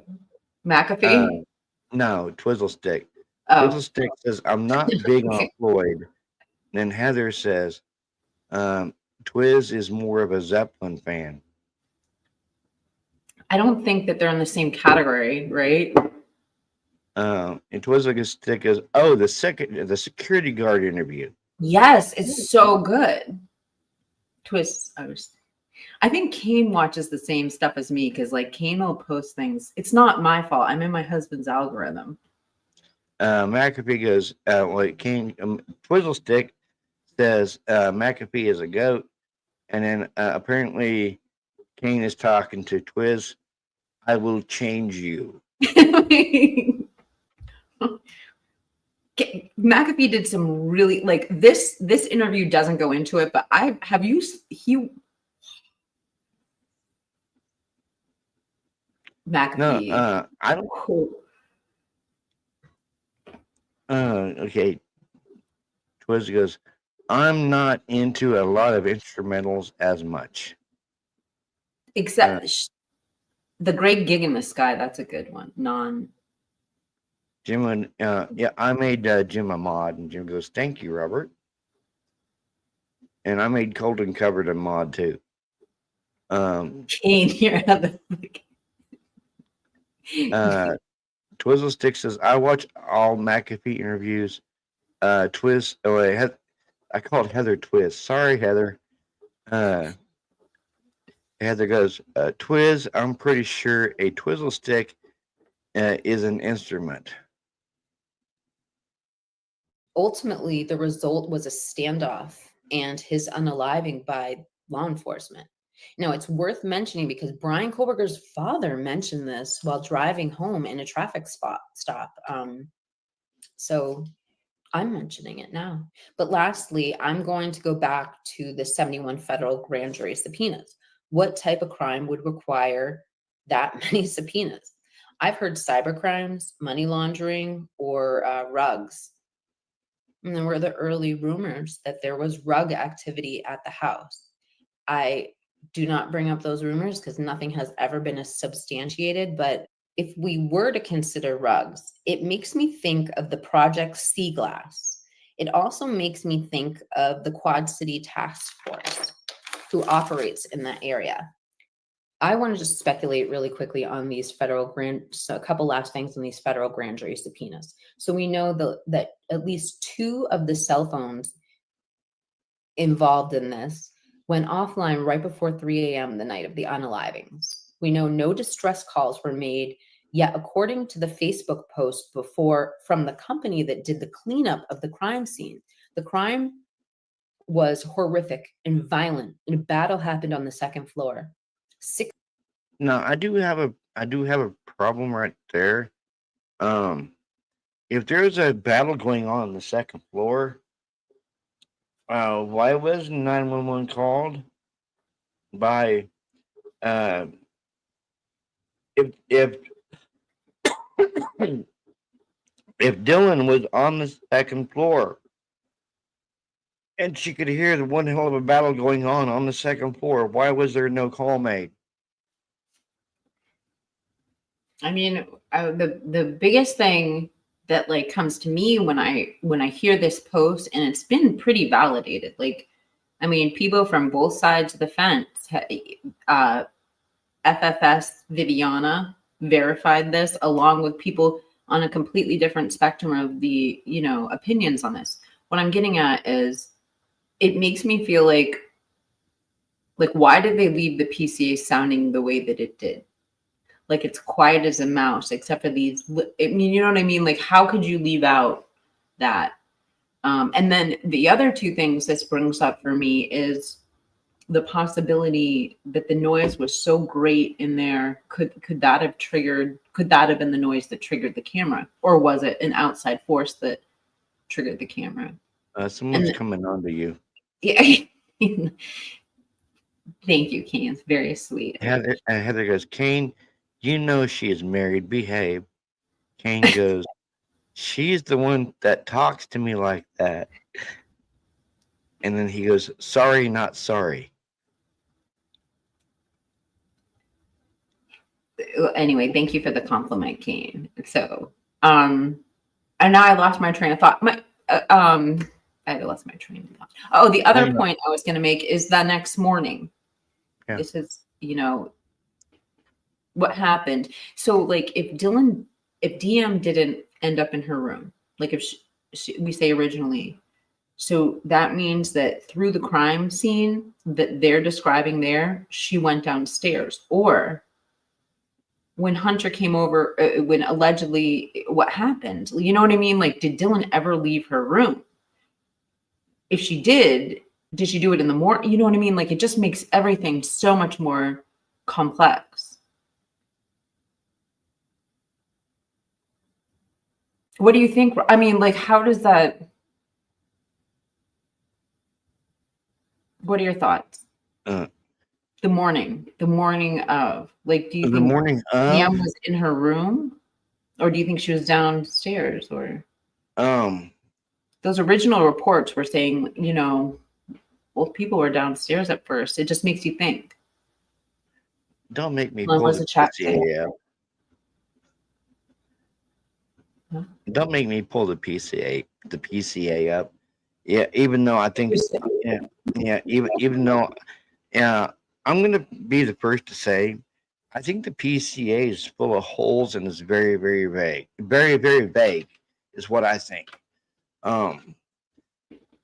Because you have what's supposed to be, Kiki, what's supposed to be the star witness, which is Dylan. Dylan is supposed to be the star witness in this case, and because she stated that she thought she heard Gonzalez say there's someone here, and even with that, she was rebuffed by the police. Oh yeah, it couldn't have been Gonzalez. It was more than likely Kernodle, because Kernodle was awake and on TikTok and had the DoorDash order. If you're going to basically call your star witness a liar in the probable cause affidavit by saying that she didn't hear what she thought she heard, I mean, what's the point of her being the star witness?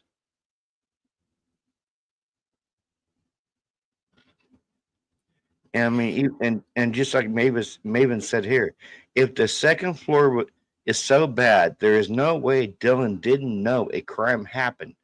Not to mention the smell. No excuse to not immediately call 911. I mean, yeah. I mean, and then like, well, I'm not gonna say. I'm saying, yeah, like that makes, I agree with your statement, and the only part is like, what don't we know? Did Dylan bolt downstairs? So she, in that frozen shock phase, didn't see the weapon, didn't see the person having any other indicate. Like, you hear bushy eyebrows, clad in black, but you don't hear anything about seeing, blood or a murder weapon, which if you're in shock, you might not see. Did she just run downstairs then? And that's why she didn't see anything. It's just, I know. Well, I mean, here's the thing. Here's the thing, though. Even with that scenario that she ran, that she ran downstairs to say Bethany's room, it would state that in the probable cause affidavit. It doesn't. What it states is she was in a frozen shock phase, and miraculously she had the wherewithal to lock her door. And it didn't say Bethany's door. It said she locked her door and went back to sleep. Well, I didn't say she went back to sleep, but okay, so yes, except I will say this, there's that peculiar statement about originally, and I do harp on that. I do harp on that because it's kind of a weird thing to say. There was Yes, and Maven just stated facts are she called she called frat boys, yeah, in the morning at noon instead of calling 911. She waited till what, noon or 11:58 a.m. and instead of uh calling the police, she called the sororities, she called the fraternities, um, and it Well, just, I mean, it makes you, Kiki, it makes you wonder exactly in that 8 hours what was going on. What were they trying to hide by, yeah, by calling the sororities and the fraternities before they called 911? well, I mean, I'm not. We don't know how it played out. We don't know that, and I'm not going to. I don't know if she did or didn't. What we do know is what we've heard for a counter argument on that is that allegedly Hunter had a study group at 11 or like 12 and came over to get Ethan for it, and that's how it all happened. But here's where I it doesn't really matter to me is like, first and foremost, like, why can't we hear that 911 call? And why it was like before the gag order, before all these hearings, like they never were willing to let us know what was on the 911 call. I mean, because even with the 911 call, I've heard the statement that because it was called in as an unconscious person, then they're not going to release it because it was called in as an unconscious person. But I would like to know exactly who made that 911 call as an unconscious person, because I mean, we've you and I have both heard that the morning of the 911 call, the phone was basically being passed around between a couple of people, because the quote unquote friends made the 911 call, not Dylan and Bethany, not Dylan nor Bethany. So, whoever the friends were, maybe Hunter Johnson was one of the friends, because I mean, like you just said, he had a study group of what, 11, and he was coming. He was I guess coming by to get Ethan. But I mean, here's the thing though: why make it an unconscious person call if you're walking, if as Sam Hunter Johnson, and I'm walking into the house and I could smell the blood, and I could see, and if the second floor was truly a battle and it was gruesome, like this, the disaster response was stating that it was a very gruesome scene. How is that an unconscious person? How how are you going to call that in as an unconscious person, and not, and you smell the blood, you see the blood. Okay, something really bad has happened here. This person is not unconscious. So why make the unconscious? Why make the statement the person's unconscious when you smell and see the blood? Robert, if that's how it played out, I can't even agree with you more. The one thing that I would like, if he made it in there, and I don't know, the unconscious, this is what I'm thinking is like, were they expressing medical emergency? Because here's the thing is like, if I saw that scene, no matter what's described right here, and it was my friend, I'm not going to run back out the door and be like, oh my gosh, I think there's been something. I'm going to run into that room to check on my friend. And I mean, so was the unconscious person to denote some sort of medical emergency, get ambulance over here as fast as possible? I don't know. I don't think you want to say, I don't know. I have no good answers. I'm just speculating, but it's just like, I'm trying to put it in my mind. Like, yeah. Maybe it was at the first person. Like, I can't see how if they had discovered everyone, you know. I don't know. Jim just said adolescence. Yeah. So, yeah, being But, young. but Adolescence. I do agree they're quite young, but they're also Here's not. what Keen says. What logic tells someone to call a fraternity before the police? I really hope it didn't happen like that, Kane. I truly hope not. Maven says, is there any college age person that wouldn't? No, you don't mess with a crime Right. scene. An unconscious person could have been referring to someone fainting, not the victims.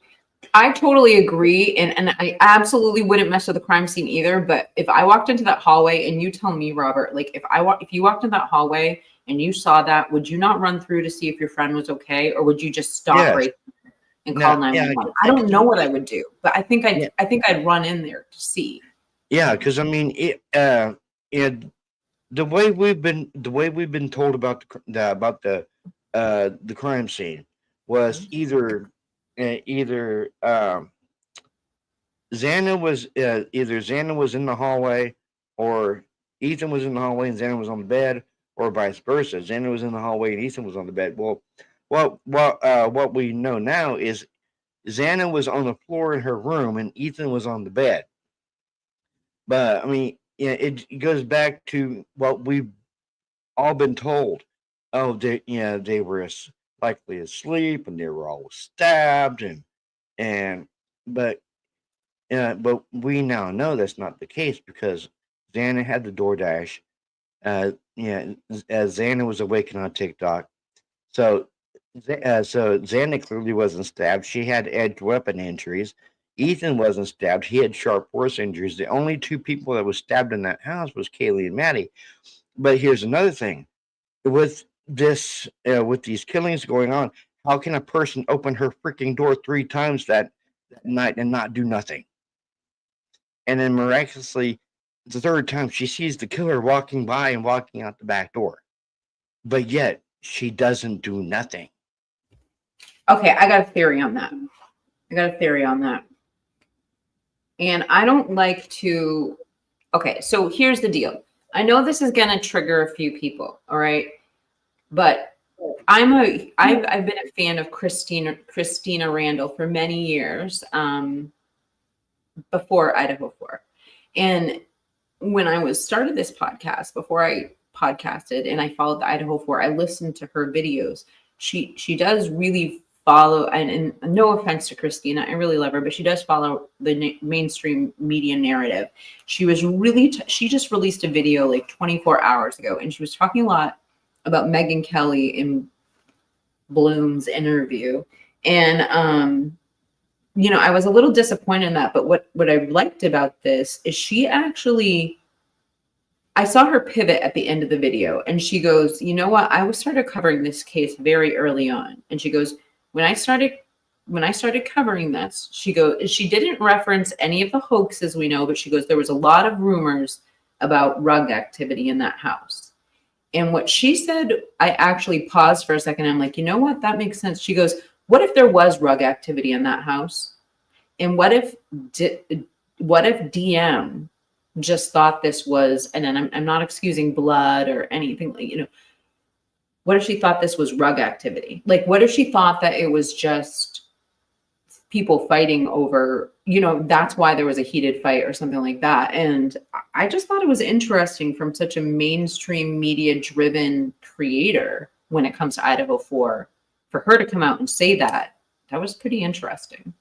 But I don't know. I'm not making excuses for anyone. I'm just, wait, what? She won't talk about it unless it's MSM. Well, she talked about the rug angle at the end of the video.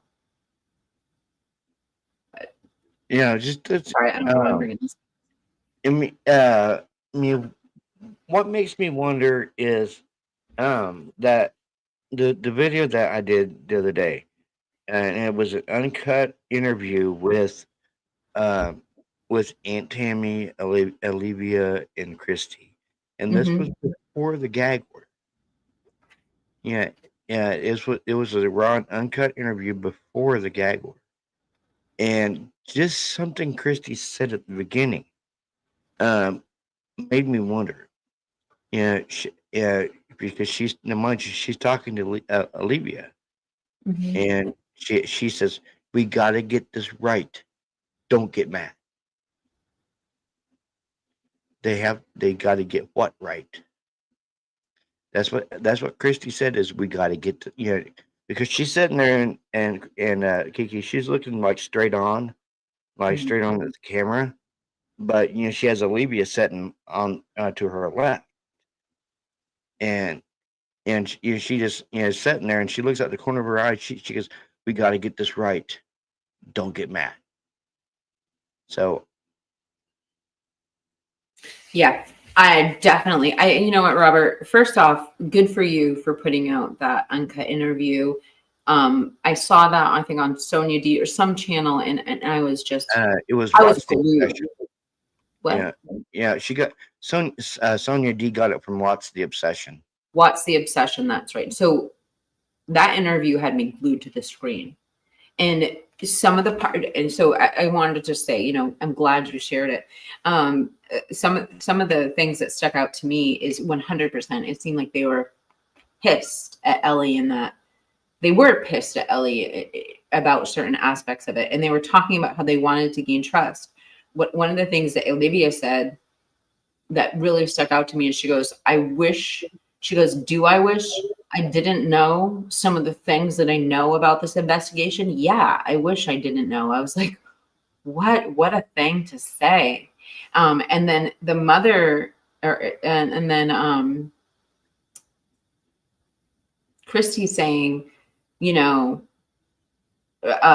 get angry, don't get mad. I mean, obviously, it looks like they were, at a fever pitch.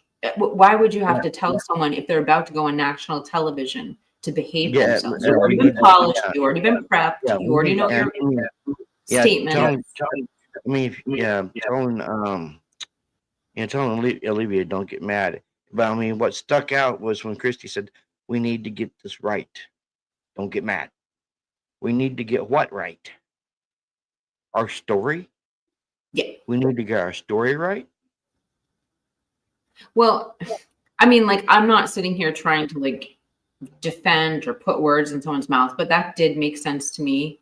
If you're you need to stick with your talking points. You don't need, you watch that auntie that was on there and how she kind of said something, and we were all like, what? You don't want to do that. You want to stick to the fucking talking. Sorry, I didn't mean to swear. Jim O'Neill says, "If the smell of decomposition was in that house, that was more brutal than we can imagine that attack." I mean, because even in the PCA, Kiki, it states that when Brett Payne was walking into the house, he could smell decomp. So, you guys know Evil CJ? Mm-hmm. So I was on his show one time, and this just reminded me of it. I totally forgot about this. So he worked for, I don't remember what it was, but he worked for some company. For some reason, he knew what the smell, and this is a major trigger warning, you guys. He knew what the smell of ruptured, well, I have to turn on my camera. He knew what the smell of ruptured organs smelled like from this job. And I don't know exactly, I don't remember, this was over a year ago, but he was describing this, and he said that there are gases and all these really toxic and noxious things that accompany the smell of blood. What? Like a slaughterhouse, basically. But even in a slaughterhouse, I mean, you're not sitting there, and again, trigger warning, everyone, you're not sitting there pulverizing, or puncturing organs necessarily. And he was saying that there are things that would have accompanied the smell of blood that are far worse. And I'm not, I don't know, I'm just speculating here, but that was a really good point that he made, is aside from the shocking smell of blood, oh God, do you have your earphones on? I can't believe I'm talking about this with his 9-year-old. I'm so, I already had his headphones on, you guys, so don't get mad at me. Auntie Kitty, So anyway, so guys, let's get Robert's live stream in front of another person. Let's spam the let's spam the chat with popcorn emojis. Yeah. No, she's yeah, I went out and bought her like a big nightstand, because she was wanting a bigger nightstand. And I have a lamp here in the kitchen, and it was her lamp, and she goes, "Daddy, I want my lamp back because I have a new nightstand. I want my lamp back, Daddy. I really like my lamp." That's why she was chattering in my ear over here. Just give her what she wants. Yeah.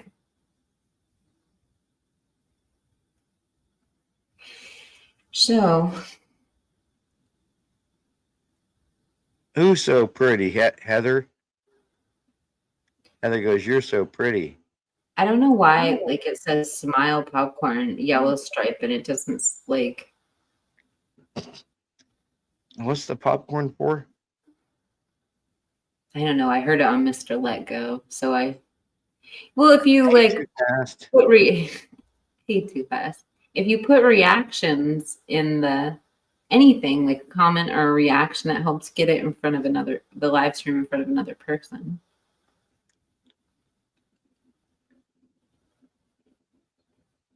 Barbara, I'm spamming your chat with popcorn. You were talking to your daughter. Oh, now see, well, I had a goal going for, it was, who can ever get to 10 $2 super chats. I'll host a community gaming night. Like what kind of games? Like trivia or whatever. But the goal, which the goal's already passed. It was for $2 super chats, and whoever got it up to 10 super chats, I would do a community gaming night like trivia or whatever. But I can still go ahead and do the community gaming night. Yeah, if the chat would like to, do okay, I'm getting Like spam. right now? Huh? Like No, right not now? right now. No, not right now. I mean, I could set it up for like trivia, like yeah, knowledge on songs,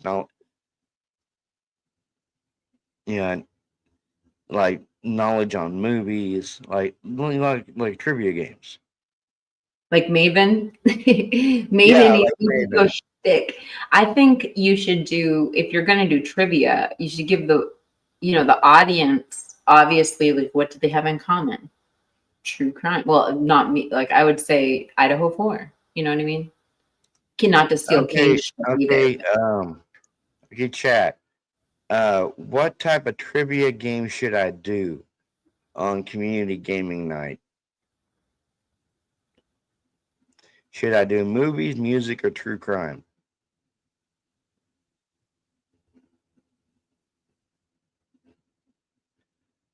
Two passes. I want to. Why don't you start a survey?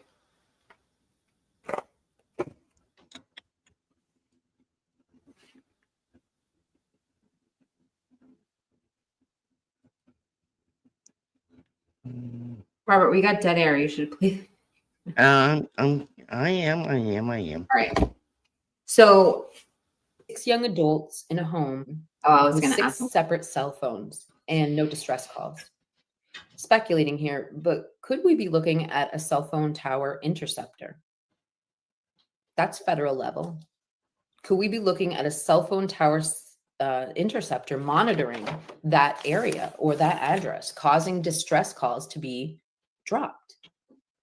The cell phone tower interceptor is considered a confidential informant as well. They were talking about this in the hearings. They would be referring to a cell phone tower interceptor as a confidential informant. And it's protected by the DOJ and non-disclosure agreements signed by the city.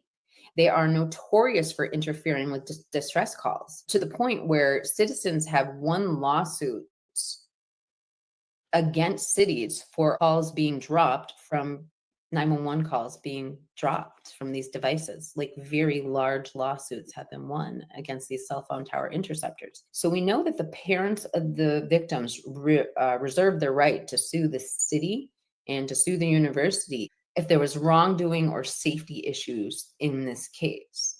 They reserved that right in 2023 and they reserved it for 2 years. So in the next 2 months, if the parents want to bring a lawsuit, we will be seeing that in February. It kind of seems unfair though, because the parents haven't seen what happened. They're not going to see the evidence, until fall of 2025. So how would they even know if wrongdoing was done? I mean, the defense doesn't even know what the prosecution has. All right. So I just want to bring the question back to you. Do you think there's an alternative suspect in this case? Do you think that there is a co-defendant in this case that we haven't heard of? Do you think there are confidential informants other than the IGG? And if you do think there's confidential informants, what are they related to? What do you think these federal grand jury subpoenas are for? So I hope you have a great day and good luck with all of your New Year's resolutions. Don't be too hard on yourself. Thank you so much for watching and God bless. Thank you so much for watching and God bless. You can answer it in chat, Kane.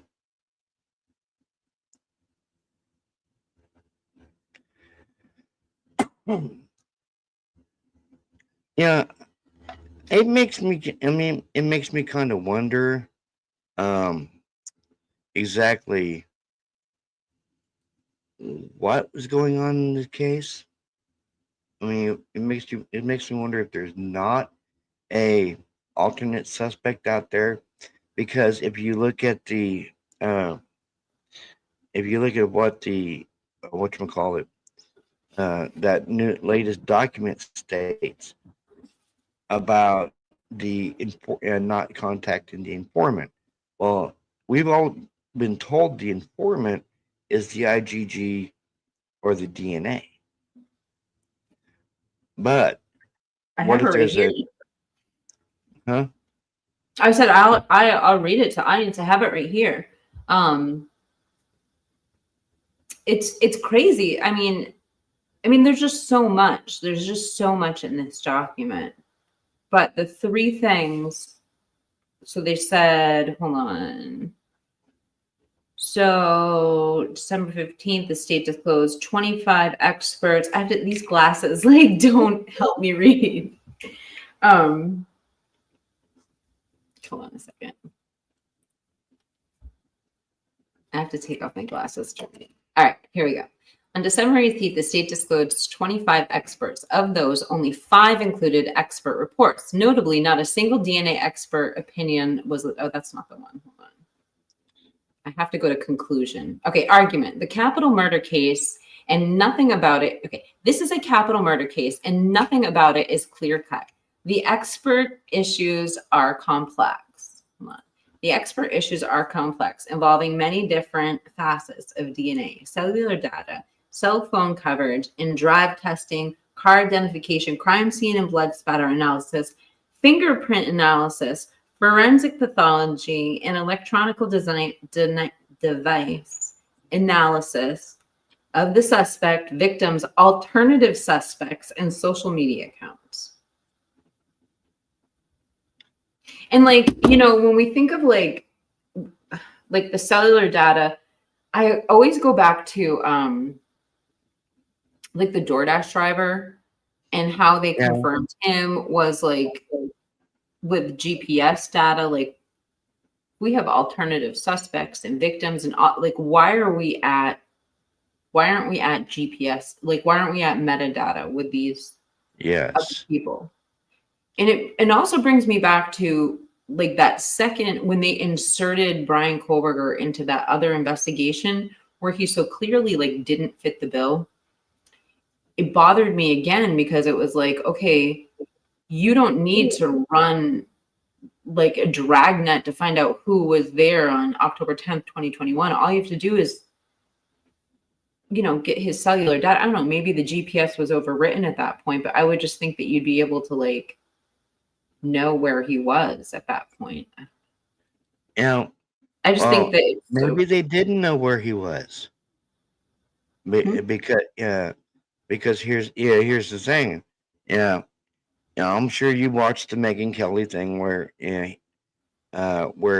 she was interviewing Howard Bloom, or I call him Blum. But here's the thing. Just like Blum and Kelly stated that they lost him for a minute. Now, if it's to be believed that he was being tracked by the FBI, because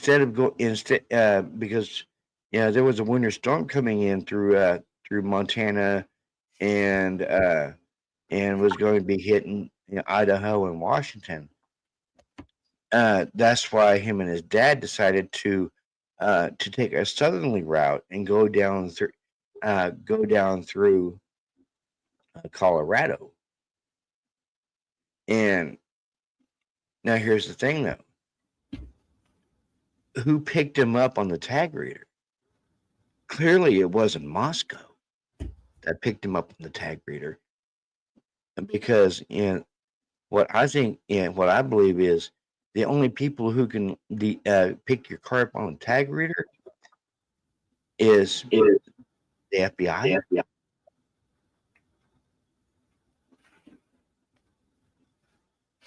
I don't know, but you know what? I'm glad you're bringing up the Megyn Kelly interview, because when she wants to apply her, because she is a smart person, when she wants to apply her intelligence and stop being like, and stop trying to get accepted amongst her stupid core group of elite snobby colleagues, and she wants to use her critical thinking skills, she can, because she comes out with that statement that I clung to, which is like, okay, since when does the FBI backwalk stuff and say we weren't there? Yeah, I mean, just like the FBI backwalked, the fact that, oh, we weren't following him, right? We weren't surveilling him, even though we both know that they were surveilling him, because it was the FBI who took his dad's trash. No, don't even get me freaking started. So here's the deal: if the FBI is backwalking, saying that they weren't there, okay. Well. Here's a few problems with that, and what I don't understand is like, okay, those 71 federal grand jury subpoenas. Yeah. As far as I know, they're rumored to have happened, and the chat can correct me if I'm wrong. Those were rumored to have happened 7 days. They were rumored to happen before the 19th, when they knew the IGG. So, I mean, those were related to Brian Kohlberger. They happened before the IGG. Do you know what I'm saying? Like, did they know his name before then for something else? And is that what we're talking about for a confidential informant? And then the other thing about the IGG that's just freaking me out is like Miss Potts. She's brought up so many things that are just like freaking me out about this IGG. The first one I brought up in that video. When Becca Barlow made that declaration, she was looking at, they were talking about the IGG. There were like, from what she could tell, she said like 4 to 5 other unknown DNA samples that were uploaded to CODIS. And you don't just waste your time uploading random samples. You're uploading things that you suspect might be involved in the crime. So she could see those, and she was asking for those. She said it was part of her discovery. And it was almost like they thought that it wasn't going to be in the report, but you can't just upload. It's permanently there once you upload. So here's the kicker about that. Those unknown samples uploaded to CODIS were able to be uploaded because they were complete profiles. But Brian Kohlberger's was degraded. So it had to be sent off to the lab in order to be uploaded to CODIS. I don't understand whether what? Jim says great show, guys. Oh, thank you, Jim. That's so sweet. So, okay, so if that's the case, I want to throw a couple other things out that I think might be coming down the wire with the IGG. Number one, we know Brian Kohlberger has relatives out there because his aunt, well, we don't know this, but according to Bloom, his aunt went to college at WASU. And so that was one of the things that may have attracted him to that area. I've also heard about cousins out in Nevada. I'm not going to go as far as to say some of the... Anthony Kohlberger is one of his cousins. And Anthony, I saw a picture of him. It's just like Brian. Well, I mean, and just to strengthen my argument. So my point is this, is like, I had something in my inbox in Discord that I didn't quite pay attention to for a long time because I didn't understand where it was coming from and I couldn't verify the screenshots. But supposedly, let's just say there is a nice complete profile from somebody in the immediate family of Brian or Brian, because it was rumored he might have uploaded his own DNA test. Why would there be IgG involved? You know what I mean? Like there is a match. Yeah. So where did the IgG come in? And it's confusing, and I can completely see where people would have questions about that. And then I always go back to this one other thing that I just don't get is that we know people voluntarily in this small community, everybody coming together to solve this crime. We know people volunteered their DNA samples. Why wouldn't you call a suspect in and question them and ask for a DNA sample? Exactly. Why would you take the trash? And I understand that people are like last time I brought this up, somebody, like everybody lit up I was premiering my video and everyone's like, whoa, Supreme Court has deemed trash DNA as acceptable DNA. But don't forget all the arguments that Andrea Burkhart was bringing up that she's like heard from the beginning that his curtilage issues have been coming in. And curtilage is like, the parts of your property that are protected from illegal search and seizure because they're still private.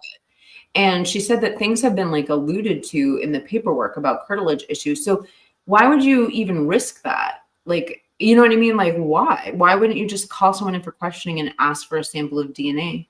Yeah, exactly, Kiki. It's not like he's at an apartment to go destroy evidence. He's halfway across the country, removed from the crime scene with innocent, Exactly.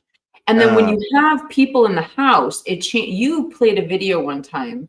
When you have people in the house, it changes constitutionally, like a lot of the things that are seized because you don't want like someone, a lot of it was protect foreign citizens, but you don't want somebody in that house has nothing to do with the crime to now be implicated in the crime because, show me the man, the old saying, show me the man, I'll show you the crime. You can't just barge into a house and grab whoever's there. So what I'm getting at is there were common areas because of the other people in there, and they weren't able to seize all the evidence, hence Brian's iPad seized afterwards by the FBI. So I just feel like there were layers of complication added to it, and I'll shut up. And Jim just said trash is considered public property. Yes, and I've been told that many times in my comments section, but I'm just quoting Andrea Burkhart. But see, now here's the thing, Kiki. And we're talking about trash, okay? And we've seen pictures, we've seen videos of the crime scene and pictures of the crime scene. Why wasn't that trash, the crime scene, taken? Why was it just left there untouched? And we have Christy Gonzalez even making the same statement that there was trash there at the crime scene that the cops wouldn't touch. And I guess Kaylee used to like to it's like on those like the applesauce things where you squeeze them up, has a little thing on it. Christy said that she noticed in the trash in one of the pictures that Kaylee's little applesauce squeezy thing was in the trash, untouched. There was a pizza box, left on top of the trash. Now, mind you, the pizza box is an interesting thing. This goes back to the night that Ethan and Xana were allegedly at the Sigma Chi party from 9 to 1:45. Xana's dad said that he spoke to them at midnight, and they were eating pizza at the house at midnight. So, that's where the pizza box ties into the house, because that was Xana's last meal, before her DoorDash and her DoorDash was at like 4:12 or 4:20. So, now here's the thing though, now this is where I'm tying stuff in. If the DoorDash came after 4 and the killer came after 4, exactly, how would Xana eat her DoorDash if she's being killed around the same time her DoorDash gets there? I don't know, but I think that the first and foremost, what you just brought up with the pizza box, that's like a whole nother trash. We're talking about 3 trashes now, because you bring up the squeezy thing that was Kaylee's trash. The pizza box was on the front door. And I mean, let's just face it, Drip Drop did the most extensive coverage of that. He got the trash at like every phase of the investigation. He even got the trash tipped over, still not sorted through. Too Fast Bridges brought something up. Secured trash lid bin, private property, gated community, not open to the public. Now, we're going back to the trash at Brian's parents' house. They lived in a gated community. So I mean, there's the privilege. It's tricky, but I mean, just putting all that aside, like, you don't have to be a lawyer to even a law. There are lawyers, like, why would you even do something that could be questionable when you have the opportunity to call someone in for questioning? And we know we had that opportunity because we heard the observations of running, going to the tire store. I don't know if we actually got confirmation about the grocery store stuff, but Marion says IgG matches DNA in public databases, but you've got to have a suspect first. Otherwise, it's just a game of find your cousin with a side of dumpster diving for some family DNA. That's a great comment. Thank you. Back to the pizza, like you brought up the DoorDash driver, and I think that it's a really interesting point. I wonder, so there's so many questions about that bag of food on the counter. Yeah. And it makes me think, I mean, I've heard people say, well, you could just put a Xana label on anything. That could be from the day before, but you've got a good point. Like, if that is the order from Xana that night, why was it on the counter? Did she meet somebody in the hallway? Like, was she in the kitchen and did she see the perpetrator? And that's why the meal never made it back to her room? Or did she eat in like a 5 or 10 minute period of time and bring the DoorDash back out empty?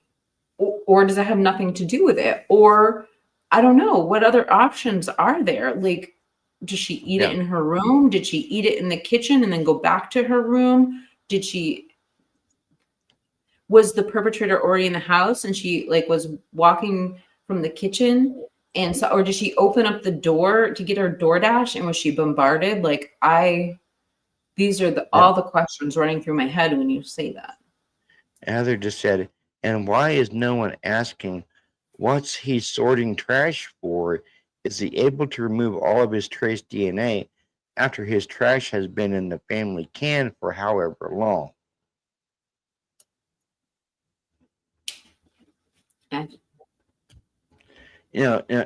She's talking about how we've heard the stories about how he was separating his trash in the kitchen and putting it in Ziploc bags.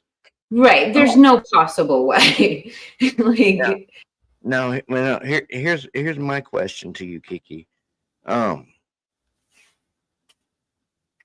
If the FBI, now mind you, the FBI allegedly told the ISP SWAT team that they were surveilling him, that he would go out and take runs, or he would take hikes in the neighborhood.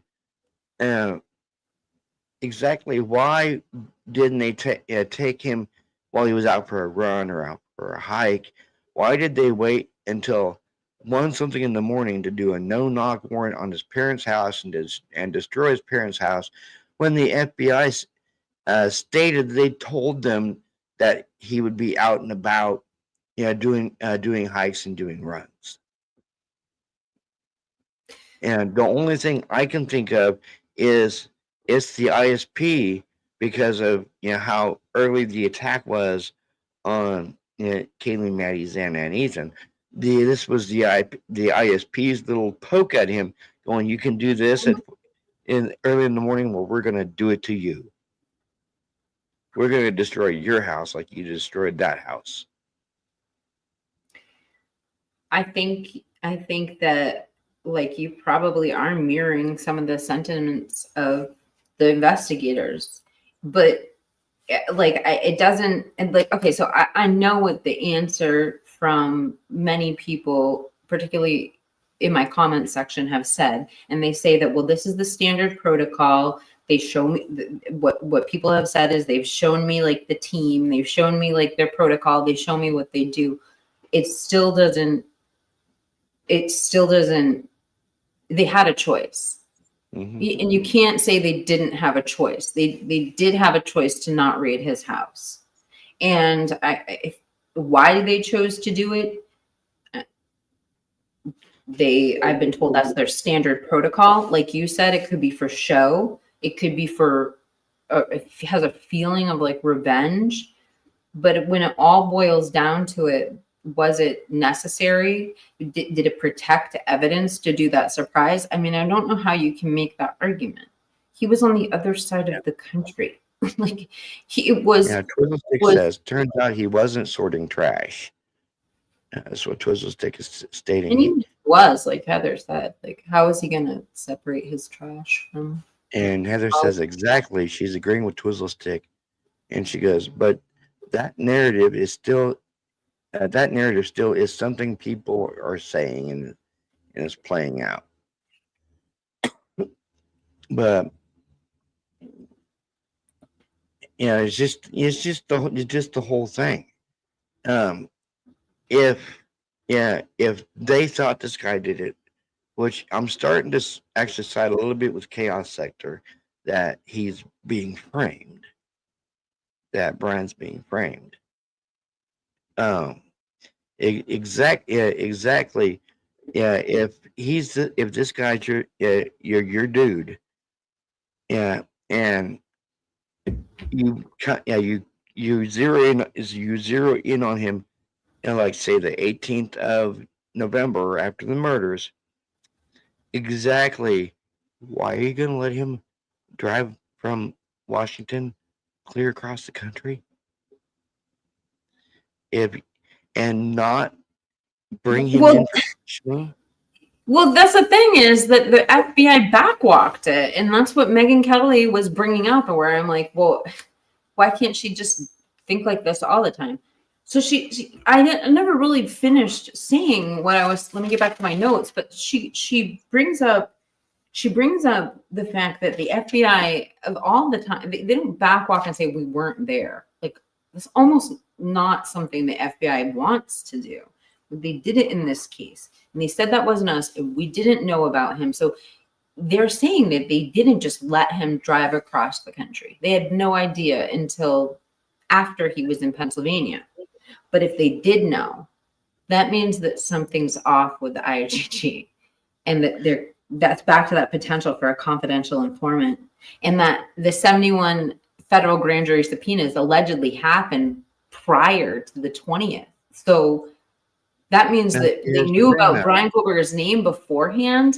And then how did that conversation go? Think about this.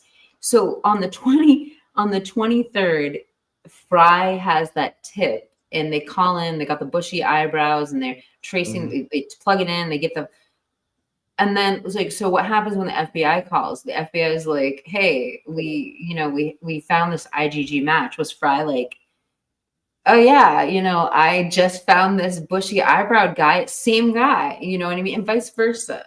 Like, does Fry find this bushy eyebrow guy and not call the FBI and talk to them about it? Like, how does that conversation go? Marion's comment was, all they needed was a warrant for the car. That's the start of the show, right? No need to turn his parents' house into an action movie set. They could have pulled him over for anything. He could have been. They could have said he didn't do it.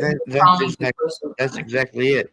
If they were so into this guy before he left for Pennsylvania, why didn't they have him come in for questioning? Why didn't they say, hey, if you don't mind, can you come in and maybe give us a DNA sample or something like that? Just kind of and kind of like we see in the cop shows. This will help you. This will just help eliminate you as a suspect. Right. And then when he goes for his trip, bam, when he goes to leave for his trip, bam, they got him, and he's in custody before he even goes to Pennsylvania. This thing about about him driving across country, and I'm starting to wonder if those 2 stops in Indiana weren't FBI controlled stops. Because if you look at it, Kiki, he got pulled over 2 miles apart for the same thing. For tailgating a van or a car. He got pulled over 2 miles apart for the same thing. And we know that Moscow PD can't monitor a tag reader in another state, but the FBI can. The FBI can monitor a tag reader in another state. And then look what happened. His tag came up in Colorado, Indiana. He gets pulled over by 2 Indiana state troopers. Actually, is it 2 different ones, or is it the same one 2 miles apart? And exactly how is the FBI not involved in this? Why are they backtracking on being involved in this? It just makes you wonder what the FBI is trying to hide in this, because in a local murder case, the grand jury is a state grand jury. It's not a federal grand jury. And with the whole grand jury thing, what's his name? Bill Thompson. After the federal grand jury, Bill Thompson impounded a state grand jury. So what's the point of impaneling a state one if you have a federal one? Was there going to be federal charges eventually? We'll never know. I'll I'll build off of your theory just a little bit, which is Mish Girl had sent me it might have been Meg. I'm not sure if it was Mish Girl or Meg. I think it was Meg. She sent me she sent me an example of the same officers in Indiana pulling over other cars and giving us examples of what those traffic stops looked like. And they were definitely different in terms of like how the body cam recorded. So the officers were looking directly in with the body cam showing the interior of the vehicle. Now, in these other videos that I was seeing, they protected the license and the direct faces of the person they were pulling over until they were, you know what I mean? Like they weren't, because here's the thing, is the person you're pulling over isn't the victim of they're not necessarily convicted of whatever you're pulling them over for yet. So I don't know. So, but they weren't showing their faces and they weren't showing their IDs. Like it wasn't practice for them to do that. So there was a difference to me in the way Brian and his father were pulled over. So I don't know, but it does make me think like you're thinking. Was the FBI there? Or Homeland Security? Well, just like Heather just said, the federal grand jury was an investigative grand jury, not the same thing as the one that indicts. Okay, so you have the federal grand jury investigating this entire scenario, and then Bill Thompson goes and panels the state grand jury who indicts Brian. But here's the thing with that though. Why is the FBI not wanting to turn over the evidence it has to the state? The FBI did turn it over. It's the freaking prosecution that doesn't like the Maslow's like there should be no reason why you shouldn't get your hands on these subpoenas. She's like, there's no reason, and that the prosecution. The prosecution said, "Well, the FBI hasn't turned them over to us yet." And that was Bill Thompson stating the FBI hasn't turned them over to us yet.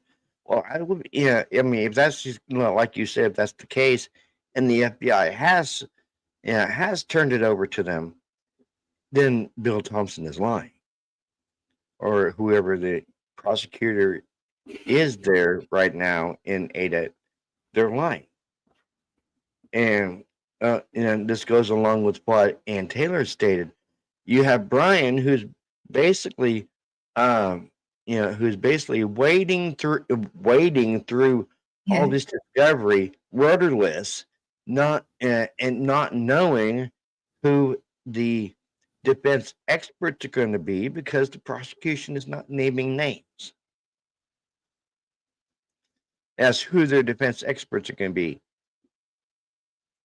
So this impedes Brian's a chance of having effective counsel and knowing exactly what the experts are going to be hurling at him.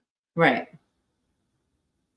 He's not going to know how to defend himself from that, with the prosecution basically not naming the experts' names. Right. It's like a loophole to get around exactly what they're about to throw at Brian, and basically saying anyone within the chain of custody could be an expert. Well, what are they gonna talk about? Like, they could have such a range of expertise. You've got to kind of say. And oh gosh, I lost my train of thought with what you were saying. Oh, but what Twiz said, when you have the subpoena Ducas Ticus, I can't remember how to say it. It carries with it criminal charges if you don't. What was that? Ducas Tecum Bill, and then he goes checkmate. Right, like it carries criminal charges if you don't answer it.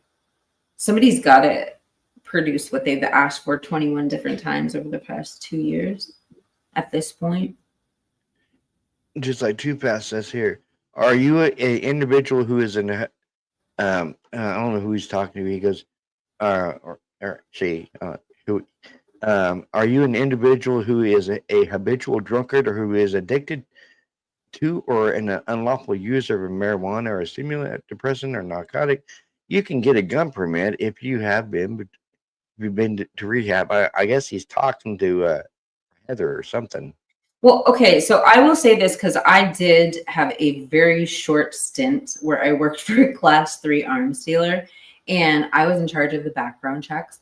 I will say this, like, yes, if you in that permit to carry, if you're applying for a long arm and you say, okay, I've been to rehab or I've been addicted. Here's the thing is you still have Second Amendment rights, even if you've done that. And you can appeal if you've been rejected. People don't realize this, but that's not a reason to not allow you to have a gun. You still have your Second Amendment rights intact. You're not a felon. You can actually, like I said, you can appeal that. And it shouldn't stop you from getting a handgun either. Now, as far as concealed weapon, I don't know how it works. Like, I'm from a state where they allow you to just conceal a weapon.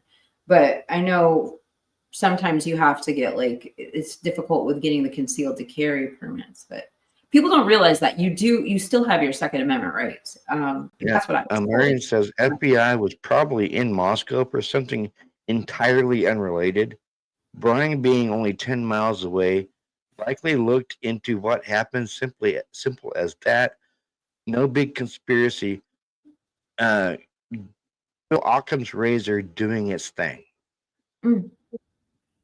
He could have easily stumbled onto, I mean, we know about all of the WSU police corruption that happened preceding this case. How many officers, and it's not just the officer misconduct, it's like the people that came in afterwards, the leadership at WSU. He could have stumbled onto anything. The Project Sea Glass is up there too in the Quad City Task Force. So you know that they had, like, they weren't just like spying for no reason. Yeah, I'm gonna go back to now, mind you, I'm not bashing the Gonzalez. I kind of feel for them because of them losing a daughter and stuff and other stuff like that. But according to Christie, around the time of the unalivings, she went to the Moscow Police Department and hoping that they had somebody. And according to her, one of the officers there, said we have a very good lead. What date was this? I think about a week or two after the murders. That they had a very good lead. And she said, well, does that mean that you're gonna arrest somebody for this? And all they would tell her is, yeah, we have a person of interest.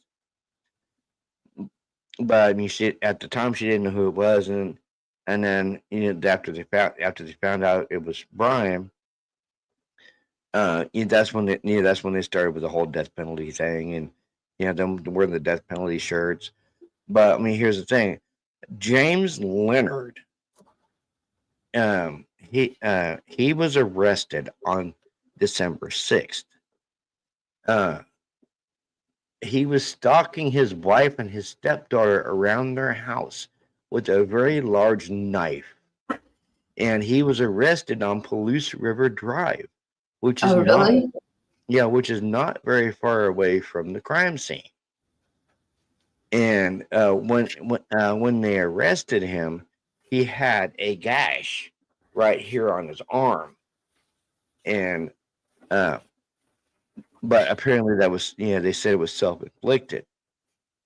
Looking at James Leonard and looking at Brian, they look almost identical.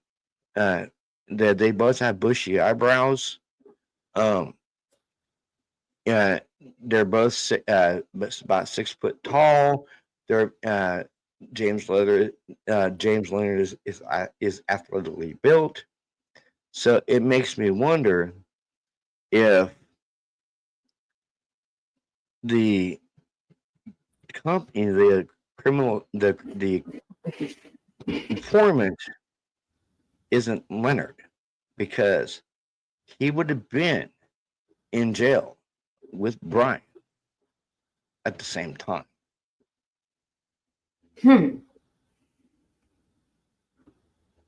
Because he got arrested on December 6th. Brian got arrested on December 30th. James Leonard is in Latah County Jail. Brian was in Latah County Jail.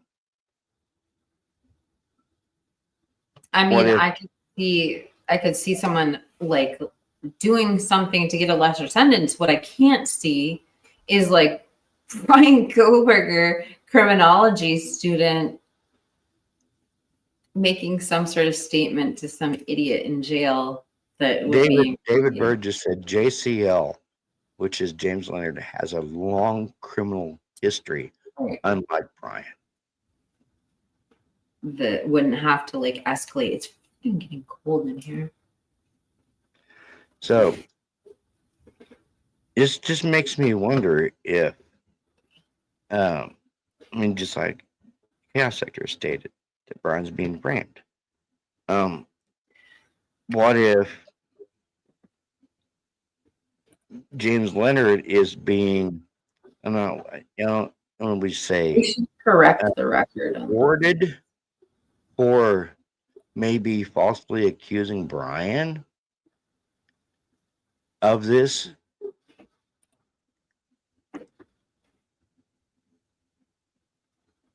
Because, I mean, if he has a long criminal record, unlike Brian, and I mean, follow me here. Brian's in Pullman. He's 10 miles away. James Leonard is on Palouse River Drive, which is very close to the crime scene. He's been arrested for domestic violence in the past. He was arrested on the 6th for stalking his wife and his stepdaughter around the house with a very large knife.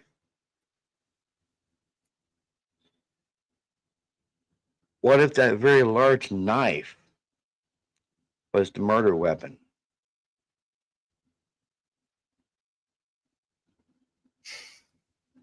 If we're gonna look at alternative suspects, I've got James Leonard on my list. I mean, that's someone I'm gonna look into. Now that we're looking at alternative suspects. And here's the thing, like you bring up Chaos Sector. Chaos Sector actually, they left a really good comment on my channel, and they put it pretty eloquently at the end of their comment, where they're like, you know what, this isn't disrespect to the investigators, but at this point, with what we see in this paperwork, how can we not? There's nothing. They said it better than this.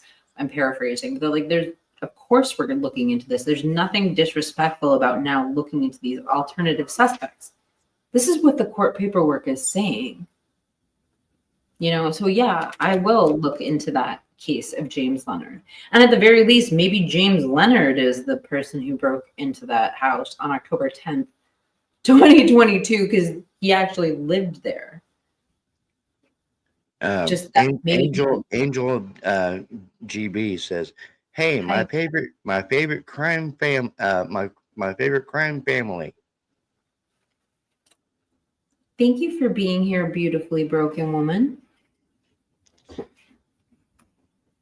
But yeah, I mean, it just, like you just said, the 10-10-21, the house that was broken into on 10-10-21. Right. It could have been, it could have been Leonard, because we both know Brian wasn't anywhere near Pullman, Washington on 10-10-21. He was still in Pennsylvania. And here's the thing. Guess who James Leonard's attorney was? Kathy Mabbitt. That was his. Kathy Mabbitt was his attorney. Yes. Kathy Mabbitt was his defense attorney. So I'm sorry, I'm about to yawn. What was he charged with? Attempted murder? I don't know what he was charged with. I think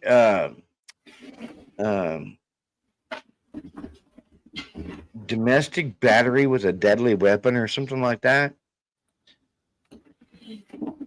But I mean, it's ironic. You have Kathy Mabbitt, who is the coroner on this case. She's defending somebody that was stalking his wife and his stepdaughter around the house with a very large knife. It just kind of clicks. It kind of sinks.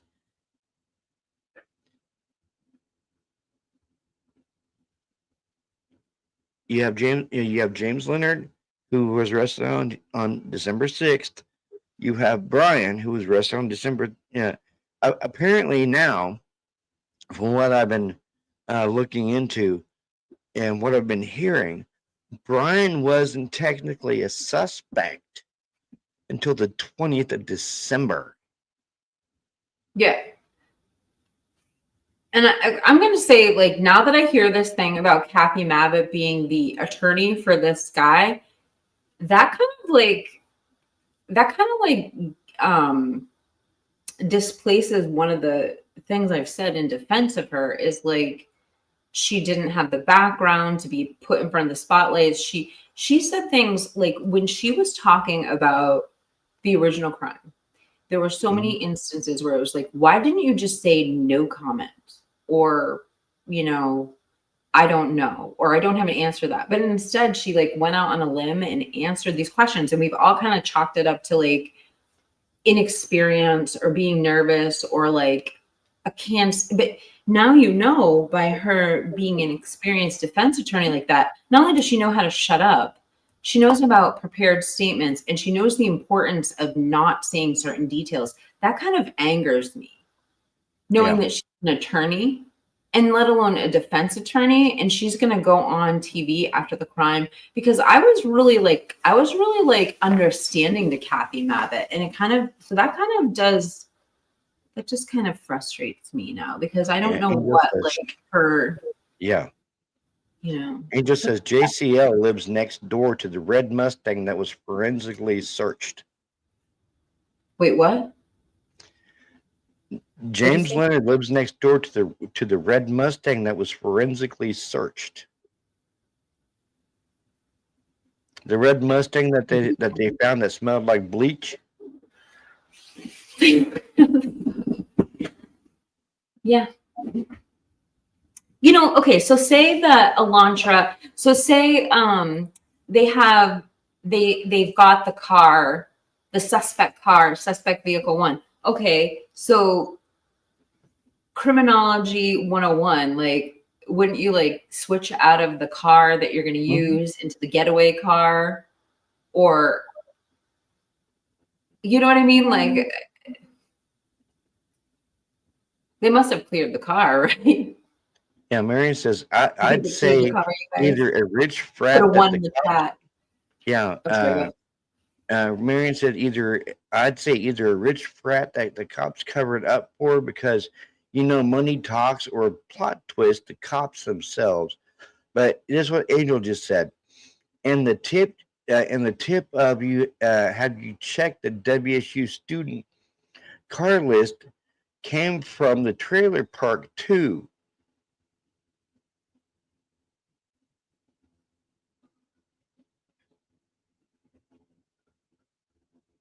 You're muted.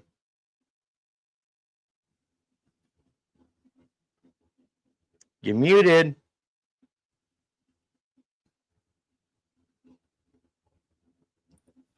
Sorry about that. Yeah, I don't know what to say. I don't want to be distrustful to law enforcement. AR just said this. The informants is the FBI calling in the tip. How do people overlook this? Sorry, I have no idea what the conversation is about. Just woke up. Okay. We're talking about the alternative suspect. So in the latest piece of paperwork, and I'll tell you the title of it so you know exactly what we're talking about, because I was just reading it to Robert earlier. It is called, the most recent one is the motion to compel ICR materials and sanctions. And if you go down into the relative facts, or into the argument section, there's the line that they bring up, and it's about alternative suspects. So when we're talking about the alternative suspects, AR, we're going back to the confidential informant. We're trying to figure out a logical reason why this says alternative suspects in the new paperwork. I don't know. Love to hear your take. Well, I got something pulled up. Hold on. And this talks about what we were. Comes now the state of Idaho by through the Latah County Prosecuting Attorney's Office, prosecuting attorney, and hereby moves the court pursuant to Idaho Court Administrative Rule. Motion to extend no contact orders and amended no contact orders herein because release of disclosure would interfere with enforcement proceedings, deprive a person of a right to a fair trial or impartial adjudication, constitute an unwarranted invasion of personal privacy, disclose the identity of a confidential source, and or disclose investigative techniques and procedures. The undersigned has contacted the defense and they have no objection to this motion. State respectfully requests the court seal from public disclosure state's motion to extend no contact orders and amended no contact orders herein under the provisions of Idaho Court Administrative Rule.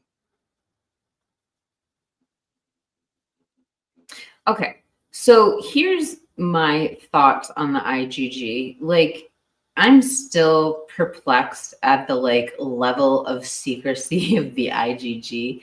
Like, I don't understand why it's really that big of a deal. People voluntarily gave their DNA, which we share 98% the same with everybody. I don't understand the massive confidentiality here. Why everybody is confidential. You know what I mean? Why can't this just be sealed? Why can't the names just be not part of the public record? I don't know what the big deal is. I don't know. Yeah. I don't know why it gets to that point. They have to request, you know what I'm saying? What's the big deal? These aren't government people working for the government. It's not like a public safety issue. I don't know. And these aren't people who are super protective of their, I'm not saying that it's right or wrong, but I'm also saying it's people who voluntarily gave a sample of their own DNA. Yeah, Marion's talking about Leonard here. He had a murder charge back in, I think it was 2017 or maybe earlier. Definitely read something about it. Ended up getting probation though on murder probation.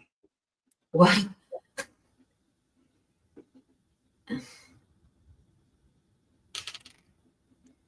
That was in Idaho? Yeah, that was that They was send people Leonard. to life in prison for drugs in Idaho. That's crazy. Yeah, I mean, how you gonna get probation for murder unless you're working with the cops? Manslaughter, maybe. Hold on, I'm really behind on chat here. David Bird says, "How can they put a gazillion chance on something starting life as an incomplete sample?" And then Leslie and Billy said, "AR, hey, how are you? You and Jen looked great New Year's Eve. Sure wish we could have made it. Maybe Valentine we'll talk you two out." It was yawning. AR, what was nice is I felt I feel like such an introvert. Well, I am, but I was stayed in last night or on New Year's, and I didn't go out during the day and I didn't go out at night. And I think there were a lot of other people like me because it was a midweek New Year's. And it was so nice to have you out on the strip live, like making us feel like we were doing something. Oh yeah. It was cool. I liked it. My wife told, see, our 10-year anniversary is coming up this coming Monday, and we were coming back from Walmart or something the other night, and my wife told me, she goes, "Honey, I have a question." I'm like, what? She goes, "Why are you such an introvert?" And I'm like, I said, "I've always been an introvert." And I said, "I'm just a homebody, honey." And she looks at me, she goes, "Yeah, I know, and it sucks." and my 9-year-old, Caitlin, she goes, "Mommy, what can I say? I'm an introvert like Daddy." And You know what that means? yeah, and I looked at Caitlin and I'm like, "Do you even know what that means?" And I said, "Do you even know where the introvert means, Caitlin?" She goes, "Uh-huh." I'm like, "What does it mean?" She goes, "Stay home all the time." And I'm like, "Yeah." I'm like, "Daddy's a homebody." She goes, "Yeah, I know." She goes, "I'm a homebody too." And then my wife, she goes, "Great, I'm surrounded by homebodies." Hey, she's got her church group, so at least let me do you a favor. Hold on a second. Hey Suri, what is the 10-year anniversary gift? Diamonds. The modern 10th anniversary gift is a diamond, Robert. I'm just throwing it out there. You can get a Diamonique home shopping channel. Get the flex plan, five payments, including shipping. Usually My comes with buddy a just get her zirconia. Okay, it's zirconia, but it's the diamond anniversary. Get her something diamondy. You can find something cute. I mean, it doesn't have to be a diamond. You were talking about the New Year's Eve earlier. He goes, "Trust me, New Year's Eve wore me out." And then he says, "When I get healthy enough, Jen and I are driving to get all the state sign pictures, and we are taking everyone live with us." That'd be so fun. That's gonna be fun, brother.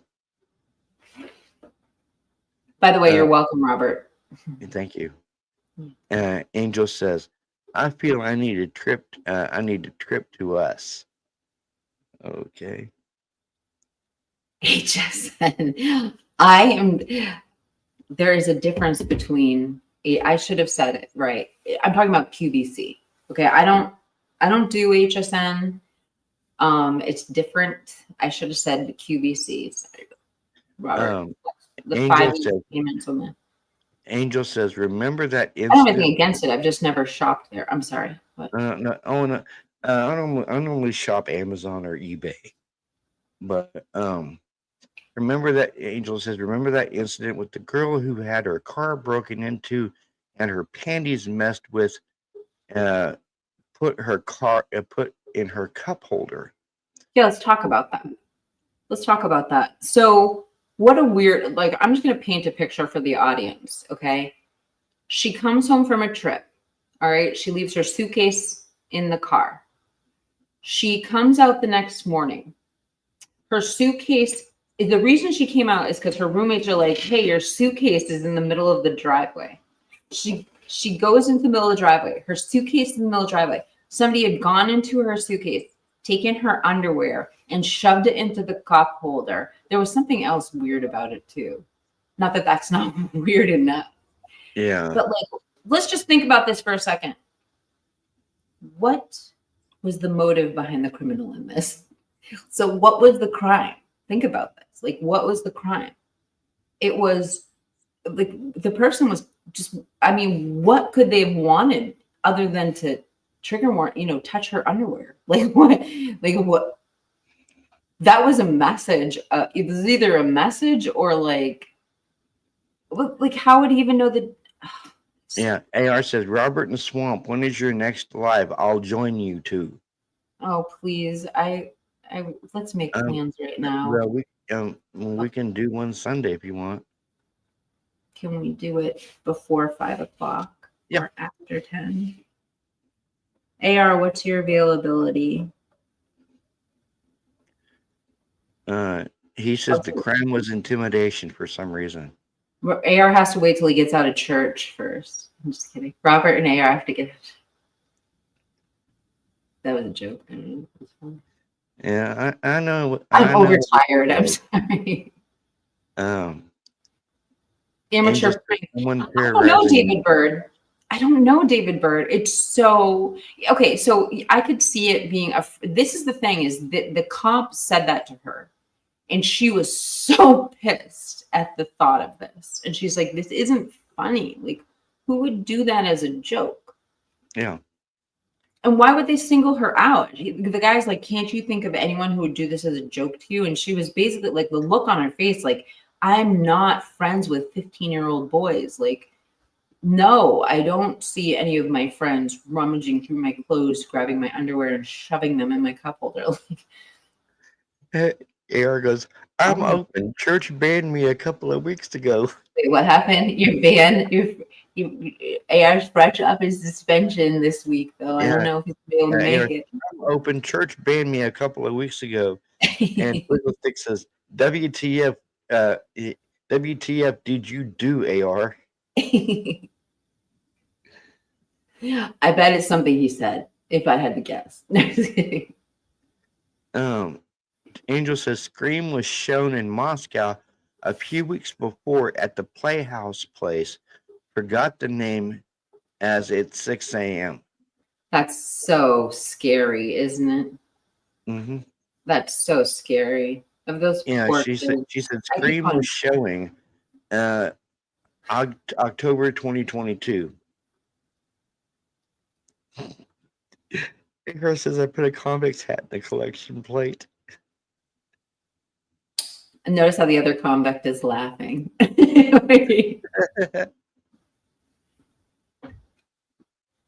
Well, don't worry. Robert will be praying for you when he goes to church this Sunday. AR, you can go to online church with me. I haven't been to church in like 3 years. I go to online church. I am. They did snag me up as a member of our Holy Redeemer here. They send me letters like twice a week. But He goes, hey, it was a donation. Poor Jen. Just sit on your hands while you're there. No, I pray for AR daily, but I don't go to church. I mean, I read the Bible here at the house. Yeah,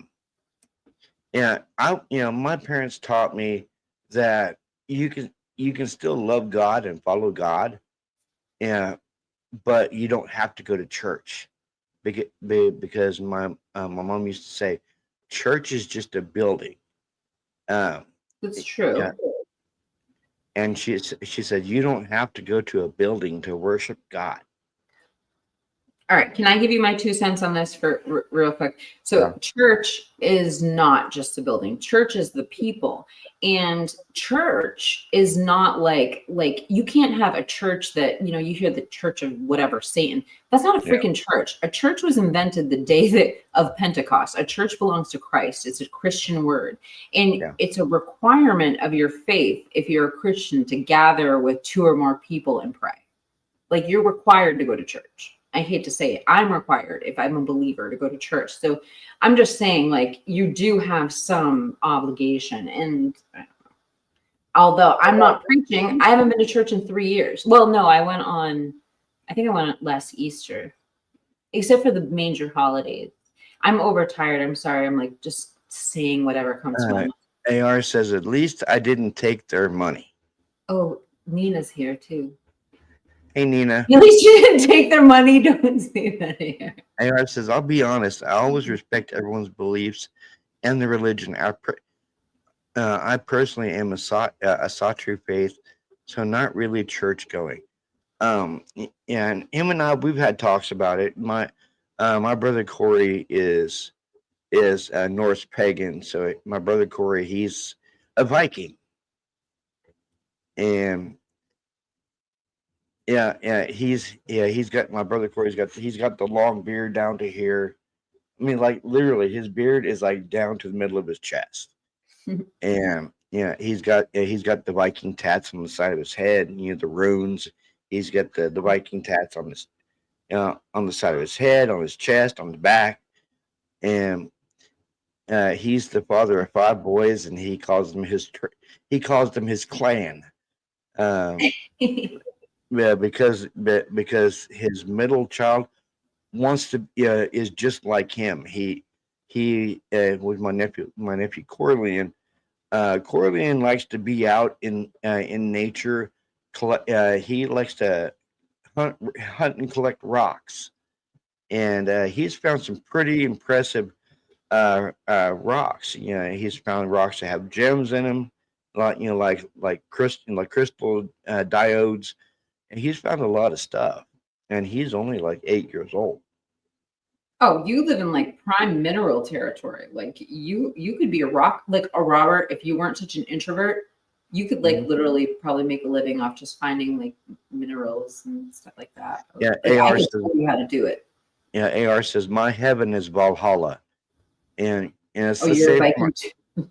Yeah, it's the same from my brother Corey, brother, that his heaven is Valhalla as well. Oh, wait, everybody is Viking. Twizzlestick says I'm stuck in Valhelm. Why is Nina leaving? I guess we weren't talking about what she was interested in talking about. Nina, I'm sorry. We get on tangents. Yeah, we love our tangents. Wait, if you're a believer in Christ, you're my Christian brother, and I don't care what denomination you are. I love that. Absolutely. I am a Baptist, Jim. Yeah, and it goes back to that interview I saw that Twiz knew what it was called about the bodyguard for McAfee. Yeah. It's just with the guy from Title Lock. It's a really great interview. Yeah. Heather says what Robert brother-in-law is, and Heather, he's not my brother-in-law. He's my actual brother. Yeah. Is he the one that wears the cologne, the pheromones? Leslie and Bill says, Robert, I have a rock that looks like crystals for teeth, and it has the outline of eyes, jaws. I'll send you a picture. Okay. Wait, can you display the comment? I don't see it. I'm behind. Robert, I have a rock that looks like crystals for teeth, and it has the outline of eyes, jaws. I'll send you a picture. That's pretty cool. Sounds like a crystal skull. Jim says, I am Catholic. My great grandma was actually Catholic. She was Roman Catholic. And my mom was Catholic till she switched over to a Southern Baptist. And I switched over from Lutheran to Southern Baptist when my mom did, and my great grandma would tell me when she would go to Catholic church, she said she felt like she was in an aerobics class. Because she would stand up, she would sit back down, she would stand up, she would sit back down, she would stand up, and then she would kneel, and then she would turn around and kneel at the pew and pray, and she'd stand up, sit back, and it's hard for elderly people to get on their knees and pray. It's a real thing. I get that. Yeah. And I've got 3 daughters. I got a 9-year-old, I've got a 24-year-old, and I got a 21-year-old.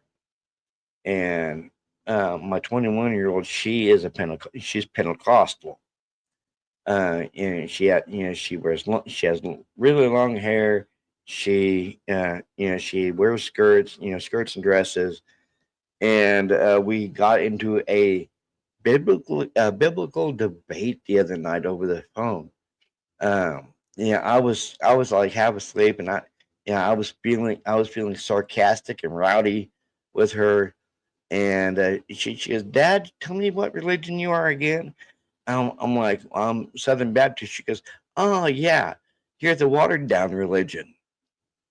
And And I'm I'm sure like, the Southern Baptists is gonna turn around. Well, you're a witchcraft girl. and I'm like, I'm not the watered down religion. Uh, and she goes, "Yes, you are." I'm like, "How am I the watered down religion?" She said, "Because you're not Pentecostal." And I'm like, "Well, what's so big about being Pentecostal?" I said, y'all don't get to do crap. I'm like, you don't get to wear pants. You wear skirts and dresses all the damn time, and I'm like, you don't get to cut your hair, you don't get to wear earrings, you don't get to wear makeup, you don't get to wear rings, and she goes, Makeup is sorcery. That's why. and then she goes, yeah, she goes, all right, Dad. Good night. Love you. Bye. Click. I just kind of look at my wife, and she goes, "Did you really have to do that to Vanessa?" And I'm like, honey, she started it. And That's your daughter's name? Yeah. I have a sister named Vanessa. And she said, honey, and she said, she's going through a lot right now. I said, well, I understand that, but I said, the way I was raised, if you start something, you better finish it. And she just looks at me, and she goes, and what? And she goes, what? Vanessa didn't finish it. She goes, and I go, no, but I did. Robert, easy on Vanessa. I can tie this into true crime for all of us. Let me just segue us back to true. Let me bring this all back, guys. So in a book that was written a year ago by Bill O'Reilly, he brought up the Salem witch trials. And I'm not going to get into all the details of that book, but there's a million angles I could go. But one thing I will point out in this book is Bill O'Reilly is an incredibly devout Catholic. And part of when we colonized America, I mean, there were the Puritans, but I mean, it was the Protestant Reformation movement. Like the King James Bible was, was already out. There was already a break from the Catholic Church. And what Bill O'Reilly pointed out is that if you are a believer, if you do believe in good and evil, if you do believe in Jesus, whatever, what happened when we left the Catholic Church, when the Protestant Reformation movement happened? We stopped exorcising demons.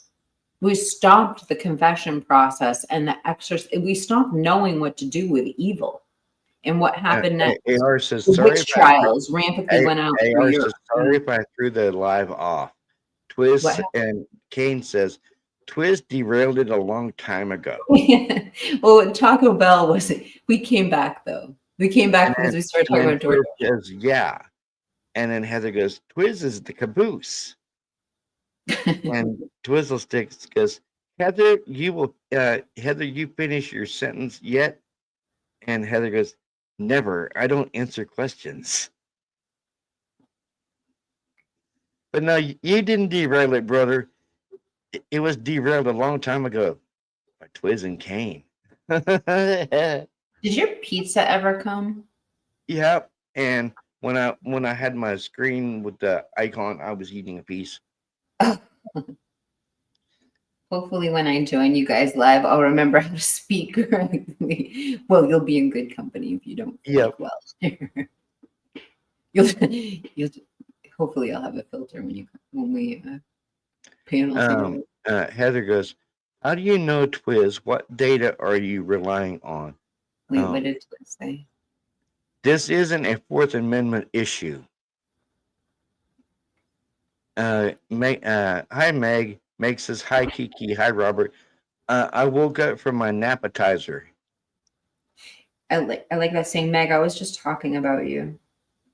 What article were we bringing up? There was some article you had shared with me. We were just talking about. I gave you credit. I'm bringing up the Fourth Amendment right now. Hold on. Too Fast says, Meg P, I'm glad you're here. Can you keep your daughter in line? Talking about Heather. Yeah, Mama, keep your daughter in line. AR says, I don't even remember when I was on YouTube discussing true crime last. I do. Well, I don't remember when you were on YouTube. And other than your videos, didn't you? The live that you did with me and Nina. That was an amazing. Like that was one of my most favorite lives. That I learned so much. By the way, just back to what Twiz was saying, we were talking about the Fourth Amendment. Yeah. And it's interesting that you brought this up, Twiz, because I thought this was our Sixth Amendment right. So our Sixth Amendment is like 9 different rights. And again, I'm a housewife, so I might get this wrong, but it's like our 9 different rights, your right to a fair trial, and they break it down with blah, blah, blah, blah. But this one, I thought the Fourth Amendment was part of that illegal search and seizure. The Fourth Amendment, I can't fucking talk straight, sorry. The Fourth Amendment of the U.S. Constitution protects people from unreasonable government searches and seizures. However, it does not guarantee protection against all searches and seizures, with those deemed unreasonable by law. The level of protection depends on the intrusion in the individual and legitimate government interests like public safety. So I don't know, like I guess where am I getting our Sixth Amendment rights from? Is that like privacy? Because I know there's search and seizure, and then there's privacy rights that kind of like hybrid with search and seizure that came over from. I haven't watched it yet, Leslie. Robert and Kiki, did either of you watch the Casper West video, latest one? If so, what did you think? No, but Christy recommended it to me. I'm really behind, and thank you for bringing it up. We will watch it. It's come so highly recommended. That's what AR said. At Twizzlestick, I just began looking at stuff from the Idaho 4. I had a brain procedure done and a few other things. So I've been out of the true crime loop for a little bit. Wait, can you put that back up for a second? Robert, wait, I can absorb them. I just began looking at stuff today from Idaho 4. I had a brain procedure, so you did have it done, AR. So AR, we didn't know.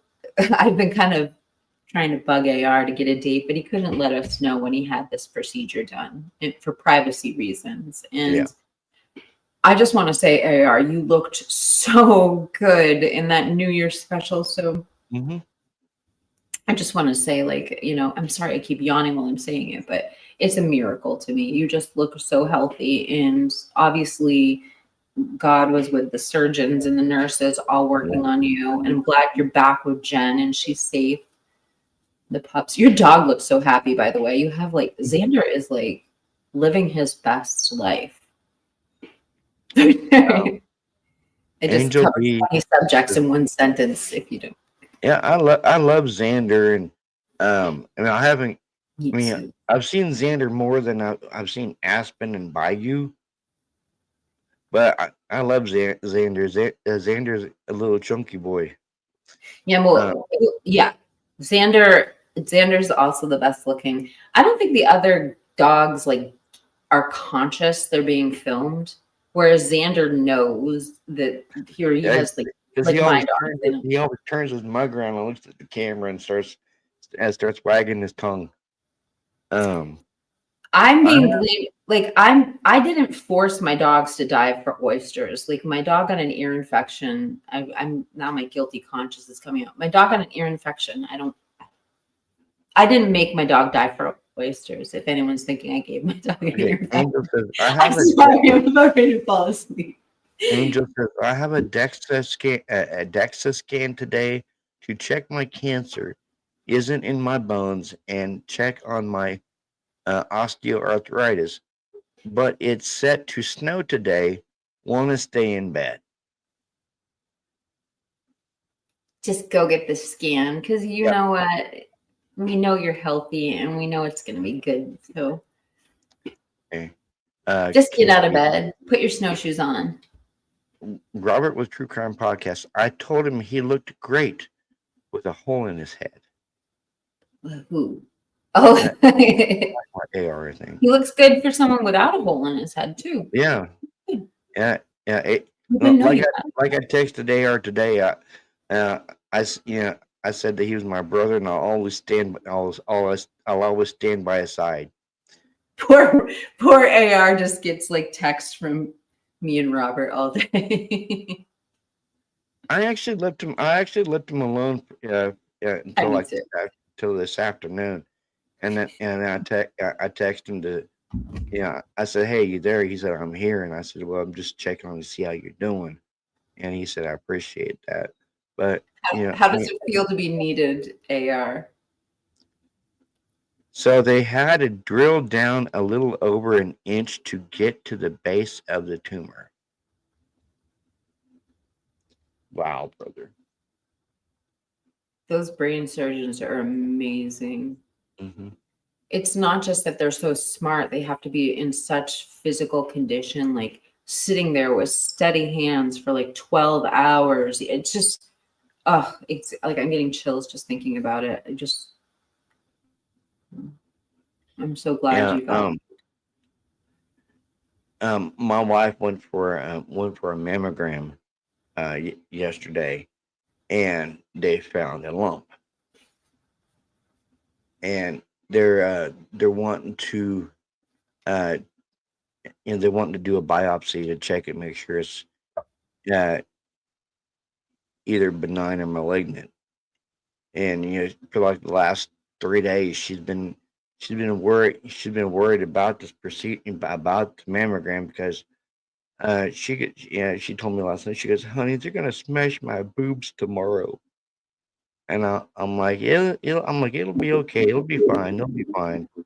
And she went in for the mammogram yesterday. It was after midnight now, so she said, yeah, yesterday at 2 o'clock, and they found a small lump underneath her right breast, and they scheduled her to go get a biopsy done to see if it's benign or malignant. And so now she's absolutely terrified about that.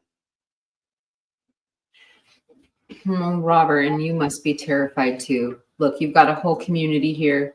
We're all behind you. We're all praying for you and your wife. And I also know that she has a huge prayer group too. We believe in the power of prayer. And here's the thing, is she was a good wife, and she went and she got this done so that it's not a bigger problem she finds out about later. She's starting early. She's in good hands. And obviously, if they're having her come in this quickly, she's in really good hands with good people who know what they're doing.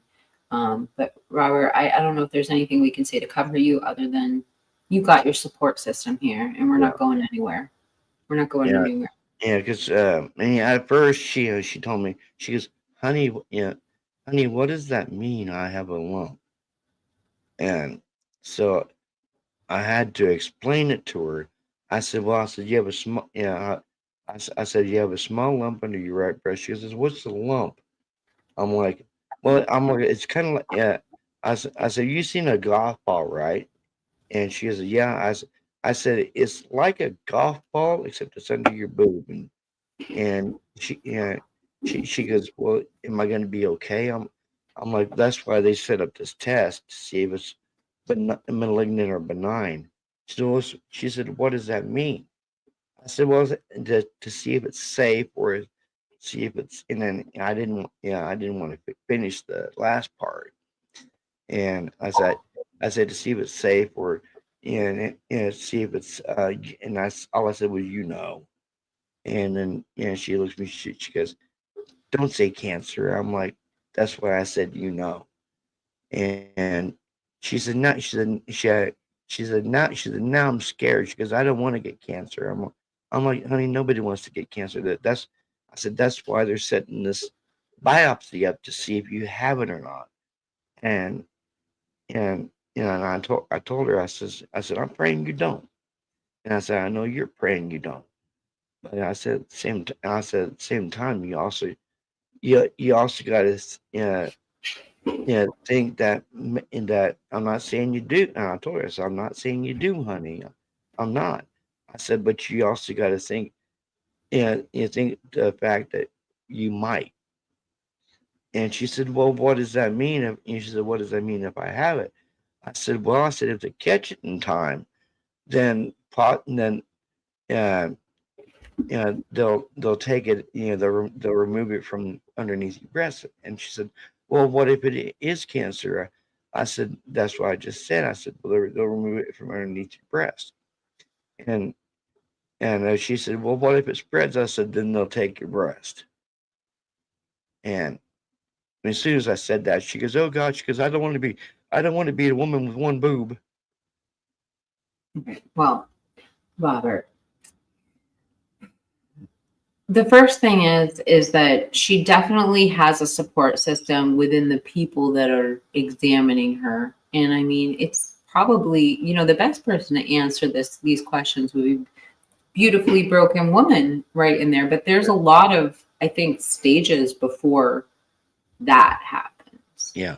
AR just said, Robert, tell your wife, her and I can be warriors together, and we'll be together. We'll together win the battle. What a good man. Thank you for saying that. And did you see the comment that AR made back up at the top? He's had 7 surgeries in the past 2 weeks. And you got to understand that AR is sort of like a public figure. I mean, he can't be on YouTube saying, I'm about to go into the hospital, please pray on me. Because he's got a wife and dogs at home that he doesn't need to be telling people when he's, you know what I mean? So yeah, you have our blanket support too. Right there. I'm sorry, I've been distant. I've actually had 7 surgeries in the past 2 weeks. Brother, I'm so sorry about that. And then he said down here, let me find it.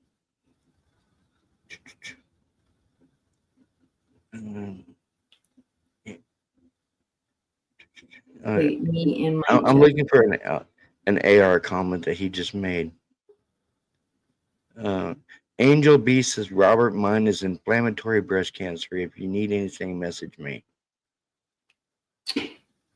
That was really nice, Angel. Thank you, Angel. He has a support group on TikTok as well. Like for breast cancer.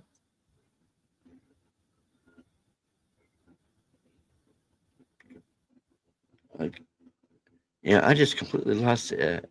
AR was mentioning that him and Jen would come visit me and my wife. Oh, really? Okay. Okay. Jim, thank you so much. At Robert, the minute I can travel, Jen and I will come visit and stand beside you and your wife in support. Thank you, brother. Yeah, I just hope and pray that this biopsy comes back benign. Me too. Because my second wife, she passed away back in 2011, and she passed away of a heart attack. Her and I didn't have any kids together, but she had kids by another relationship. And I had to deal with trying to get them past their mom's death, and I don't want to have to do the same thing again this time with Caitlin. But Robert, you can't even think like that. no, and I try not to, but I mean, like her mom told her today, if it's God's will, it's God's will. That's what her own mom told her today. I mean, we're so far from. I mean, I'm not. Look, if we're going to go this far with the conversation, I'll just say it like it is. You're pretty far from the grave. Like, Yeah.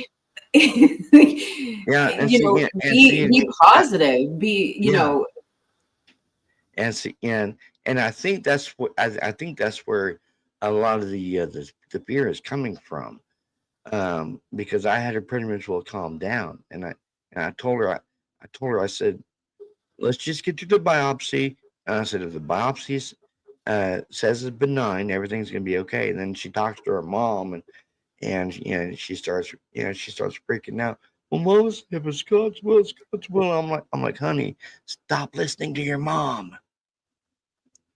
And okay, can I just say something? Tell Tamara this. Say, mothers get to a certain freaking age. As they get older, they lose their filter. Like they just and her mom is 70, so yeah, she's lost her filter. She's 70. Yeah. Filter's gone. Unless she's a very composed woman. She's gonna tell you how your hair looks. She's gonna tell you, But yeah, I mean, like you stated, there's like a lot of different steps to go to get to that last one. So, like I told my wife, here a little bit ago, when she was eating pizza, I'm like, honey, let's just make it to step one first. And she said, what's step one? I'm like, doing the biopsy. I said, that's step one, honey. That's step one. I'm like, don't go 9 steps past. yeah. I mean, even if it might not even be anything. Like it might not even be a mass. Like it could just be like a shitty scan. And the more positive you think, the more your body. Robert, I told my doctor I have too much love to share and too many fun times to still experience. Your wife has power and strength. She has your love and all your support. She will overcome it.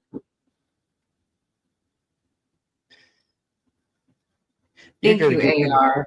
You're going to get me to start crying, brother. And I'll admit, when I had my icon up, I was actually wiping tears away earlier. Robert, I can hear it in your voice. I just wish there was something I could say to comfort you, but just knowing that you have a community, I think just knowing that you have people who are here for you. And aside from that, you not only have a community here, but you, number one, have a cancer and surgery survivor in here. Yeah. And you've got a breast cancer survivor in here. You have people who can answer questions. Yeah. I just realized my drawer is open this whole time. AR, Cold and Covered just said, attitude is everything with cancer as well. Do all you can to keep her positive, even if it is cancer.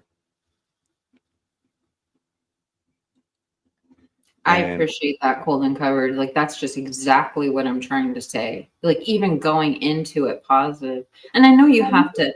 It's called preparing yourself, and I do understand. Like you have to prepare yourself for things, but it does not. Like Cold and Covered is saying, it doesn't change the outlook or the attitude that you have when you wake up. You have to just let your mind go to you have to learn about the other. I'm not talking very well, but attitude is everything. She said it. She summarized it. Yeah. It's like 2:00 in the morning where I am. If you guys wonder why I'm talking like a robot. Yeah, Angel just said, at first I felt I was being punished, but realized it was the opposite. And AR just said, Robert, fear is natural. Don't let it define you. Accept the fear, recognize it, and then face it with strength within you. I stand with you as a brother. Thank you so much, brother. I just got chills. I just got a tear in my eye. I hope you feel the love, Robert. That's all. I do. Support. And I'm gonna tell you, maybe you should ask if she's not watching this in the bedroom right now. You should at least let her come. You should have Tamara come back to where you talked about it, because you already talked about it, so that's already done. You can't take that back. So she'll be appreciative of like what people had to say in the chat. She'll be appreciative to know that there were women in here who had, you know, shared their. She's gonna want to read what AR had to say. So just make sure she watches this. Is she in the bedroom watching it right now? I think no, she went to sleep. Oh, I was gonna say, Tamara, if you're watching it, can you go get Tinkerbell, please? You want to see Tinker? Yeah, but no, yeah, she went to sleep. Yeah, she was tired, so she went to bed. Angel just said, it's better to find out now than it be too late. Yes. Yes, exactly. What's a yak? A yak. I have a North Face That's so true. ski jacket. You have a what? Got a freaking cold. Well, it's cold in my office because I turned up the heat before I came up here. And I think the temperature must have dropped off because it's so cold up here. Or maybe I'm just like inactive. I'm like, and I don't know if this is what Twiz was talking about either.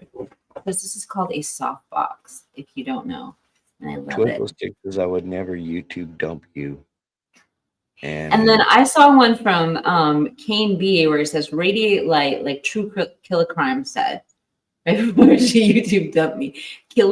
True Killer Crime has such wonderful little posts. I love her. She does lovely little posts. She's so cute. She does have good radiate light. And well, here's what Kane says: because your walls need paint, Swamp Rose. What? What'd you say? He's making fun of your unpainted wall. My husband won't let me paint. I'm not allowed to paint or hang up pictures. And you know what? I'm okay with it. Except for this fact, because I've asked to paint this so many times. And I'm going to tell you, because he's not awake right now, we have 3 full-time workers, not including me. Oh, are you kidding me? Wait, what? The cow painting. Look, if that painting needed touch up, I don't paint in acrylic, but I bet I could. Okay, the impressionistic paintings sometimes are harder to do than the ultra realistic paintings, I feel like. Do you guys want me to show you one of my paintings? I'll go get one. I'm a good painter. I think I'm a mediocre painter. Just wait. I'm gonna go get Tinker. Oh, good. And I don't want dead air. Well, I'm getting Tinker. I feel like I matched the softbox now. Okay, so what I'm going to tell you guys a story. Let me think. I know what I was going to tell this from my sister. Hold on.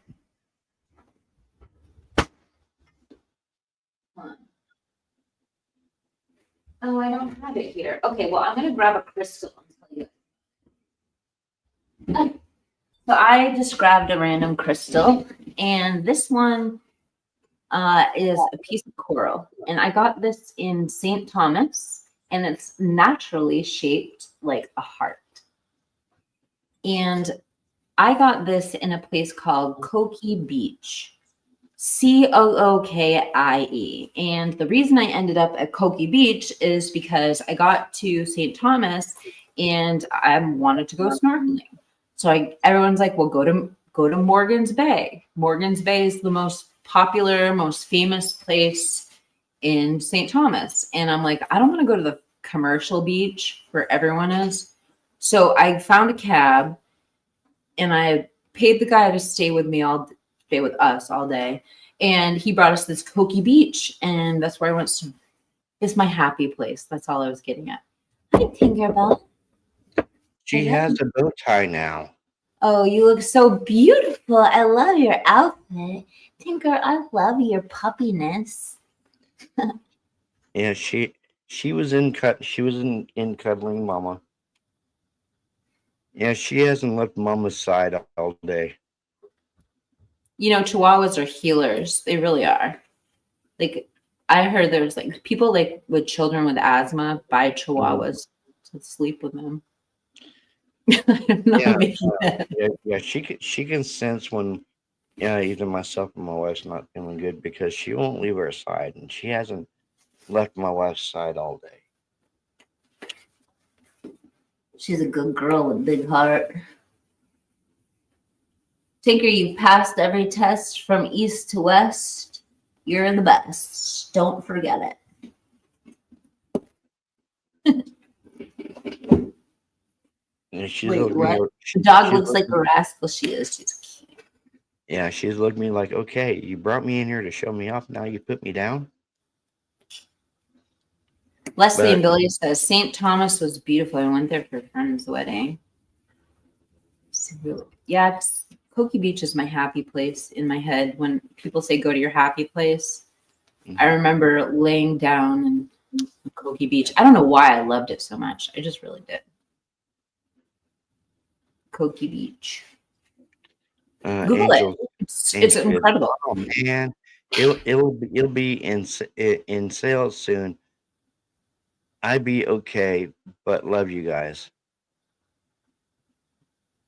In And we've sales been soon? on for almost 4 hours. I think it's time to wrap it up so I can go cuddle my wife and and love on her and shower her with support like I always do, but she needs to kind of extra special tonight. You know exactly what you're doing. You're a good man. Go take care of your wife. Make sure she knows how much we love her. And yeah, right. I'm not going. And just Robert, I just highly recommend that you have her watch this live. Oh, And Robert, we love you. We're here for you too. and I love you. I love all you guys. I mean, even Kane B. That's nice. But me, I especially love my brother AR. We've been through a lot together. Yeah, yeah, he's been there when I'm sick. I've been there when he's sick, and that's what family does for each other. And Twizzle Stick says she already has a jacket. I got this thing for Christmas and it's like a blanket, but it's a sweatshirt. I don't know how to explain it. Like, you remember the things back in the day, the Snuggies? It's kind of like, it's not like that though. It's like a heavy duty, fuzzy, like, it's like a fleece. It's like wearing Yeah, a fleece, but a jacket. Do you guys know what I'm talking about? Drop yeah, I a know what you're talking in the about. chat. I got one for Christmas and I'm so sorry, Gia. If Gia's watching, I highly doubt she is. But Twizzle Gia, Stick says Nuggies. one of my presents from Gia, I just wish she got me like a muted color, like something universal, because she got me one that it's like blue with clouds on it. And I wear it. So I wear it out, and my dog ran into the neighbor's yard. Okay, I'm going to tell this story. I really hope everybody's asleep right now. So I'm like, They are. looking for my dog. I'm dog sitting today. I'm looking for my dog. All the dogs run away. And I assume my dog ran to the beach. So I load the other dogs up in the car and I'm looking for my dog, Philly. Driving all around. I finally pull back in and I see her ass running behind the freaking trees in the neighbor's yard. I'm like, that little shit. So I run over there and all of a sudden this big muscle man comes like around the corner of the house holding my dog like this, my like 100-pound lab, like holding it like this. Like he's like, hey, he's like, I got her. I'm like, oh, thank you. And like I came to get her and he like carried her like all the way to the property. I'm like, okay. But I thought it was so cool. Like I couldn't find my dog anywhere. And all of a sudden this like big like muscle man comes out of nowhere.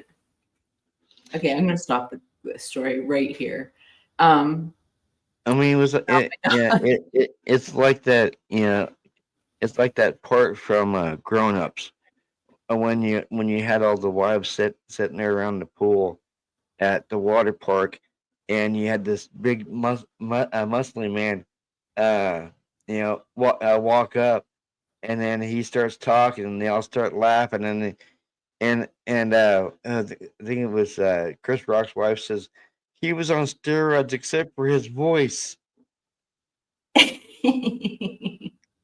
Freaking Chris Rock is so funny. You remember that, like, back in the day, I used to think that Bigger and Blacker was like the funniest thing ever. Well, until Chappelle like Yeah, no. came out with funny stuff. Chris I used to think that Rock, was so funny. Chris Rock cannot hold a candle to one of the all-time greats, Richard Pryor. Well, he studied Richard Pryor, I'm pretty sure. Chris Rock paved the way, though, for like a lot of the stand-up comics today. Like Chappelle talks about it a little bit in his new special. Yeah. Oh, no, it wasn't Chappelle's special. It was freaking Hart, Kevin Hart's special. He talks about how Chris Rock really paved the way for him and Chappelle. Yeah. Well, We're just talking about everything. Chris Rock. Yeah. One. Oh, who was I forgot?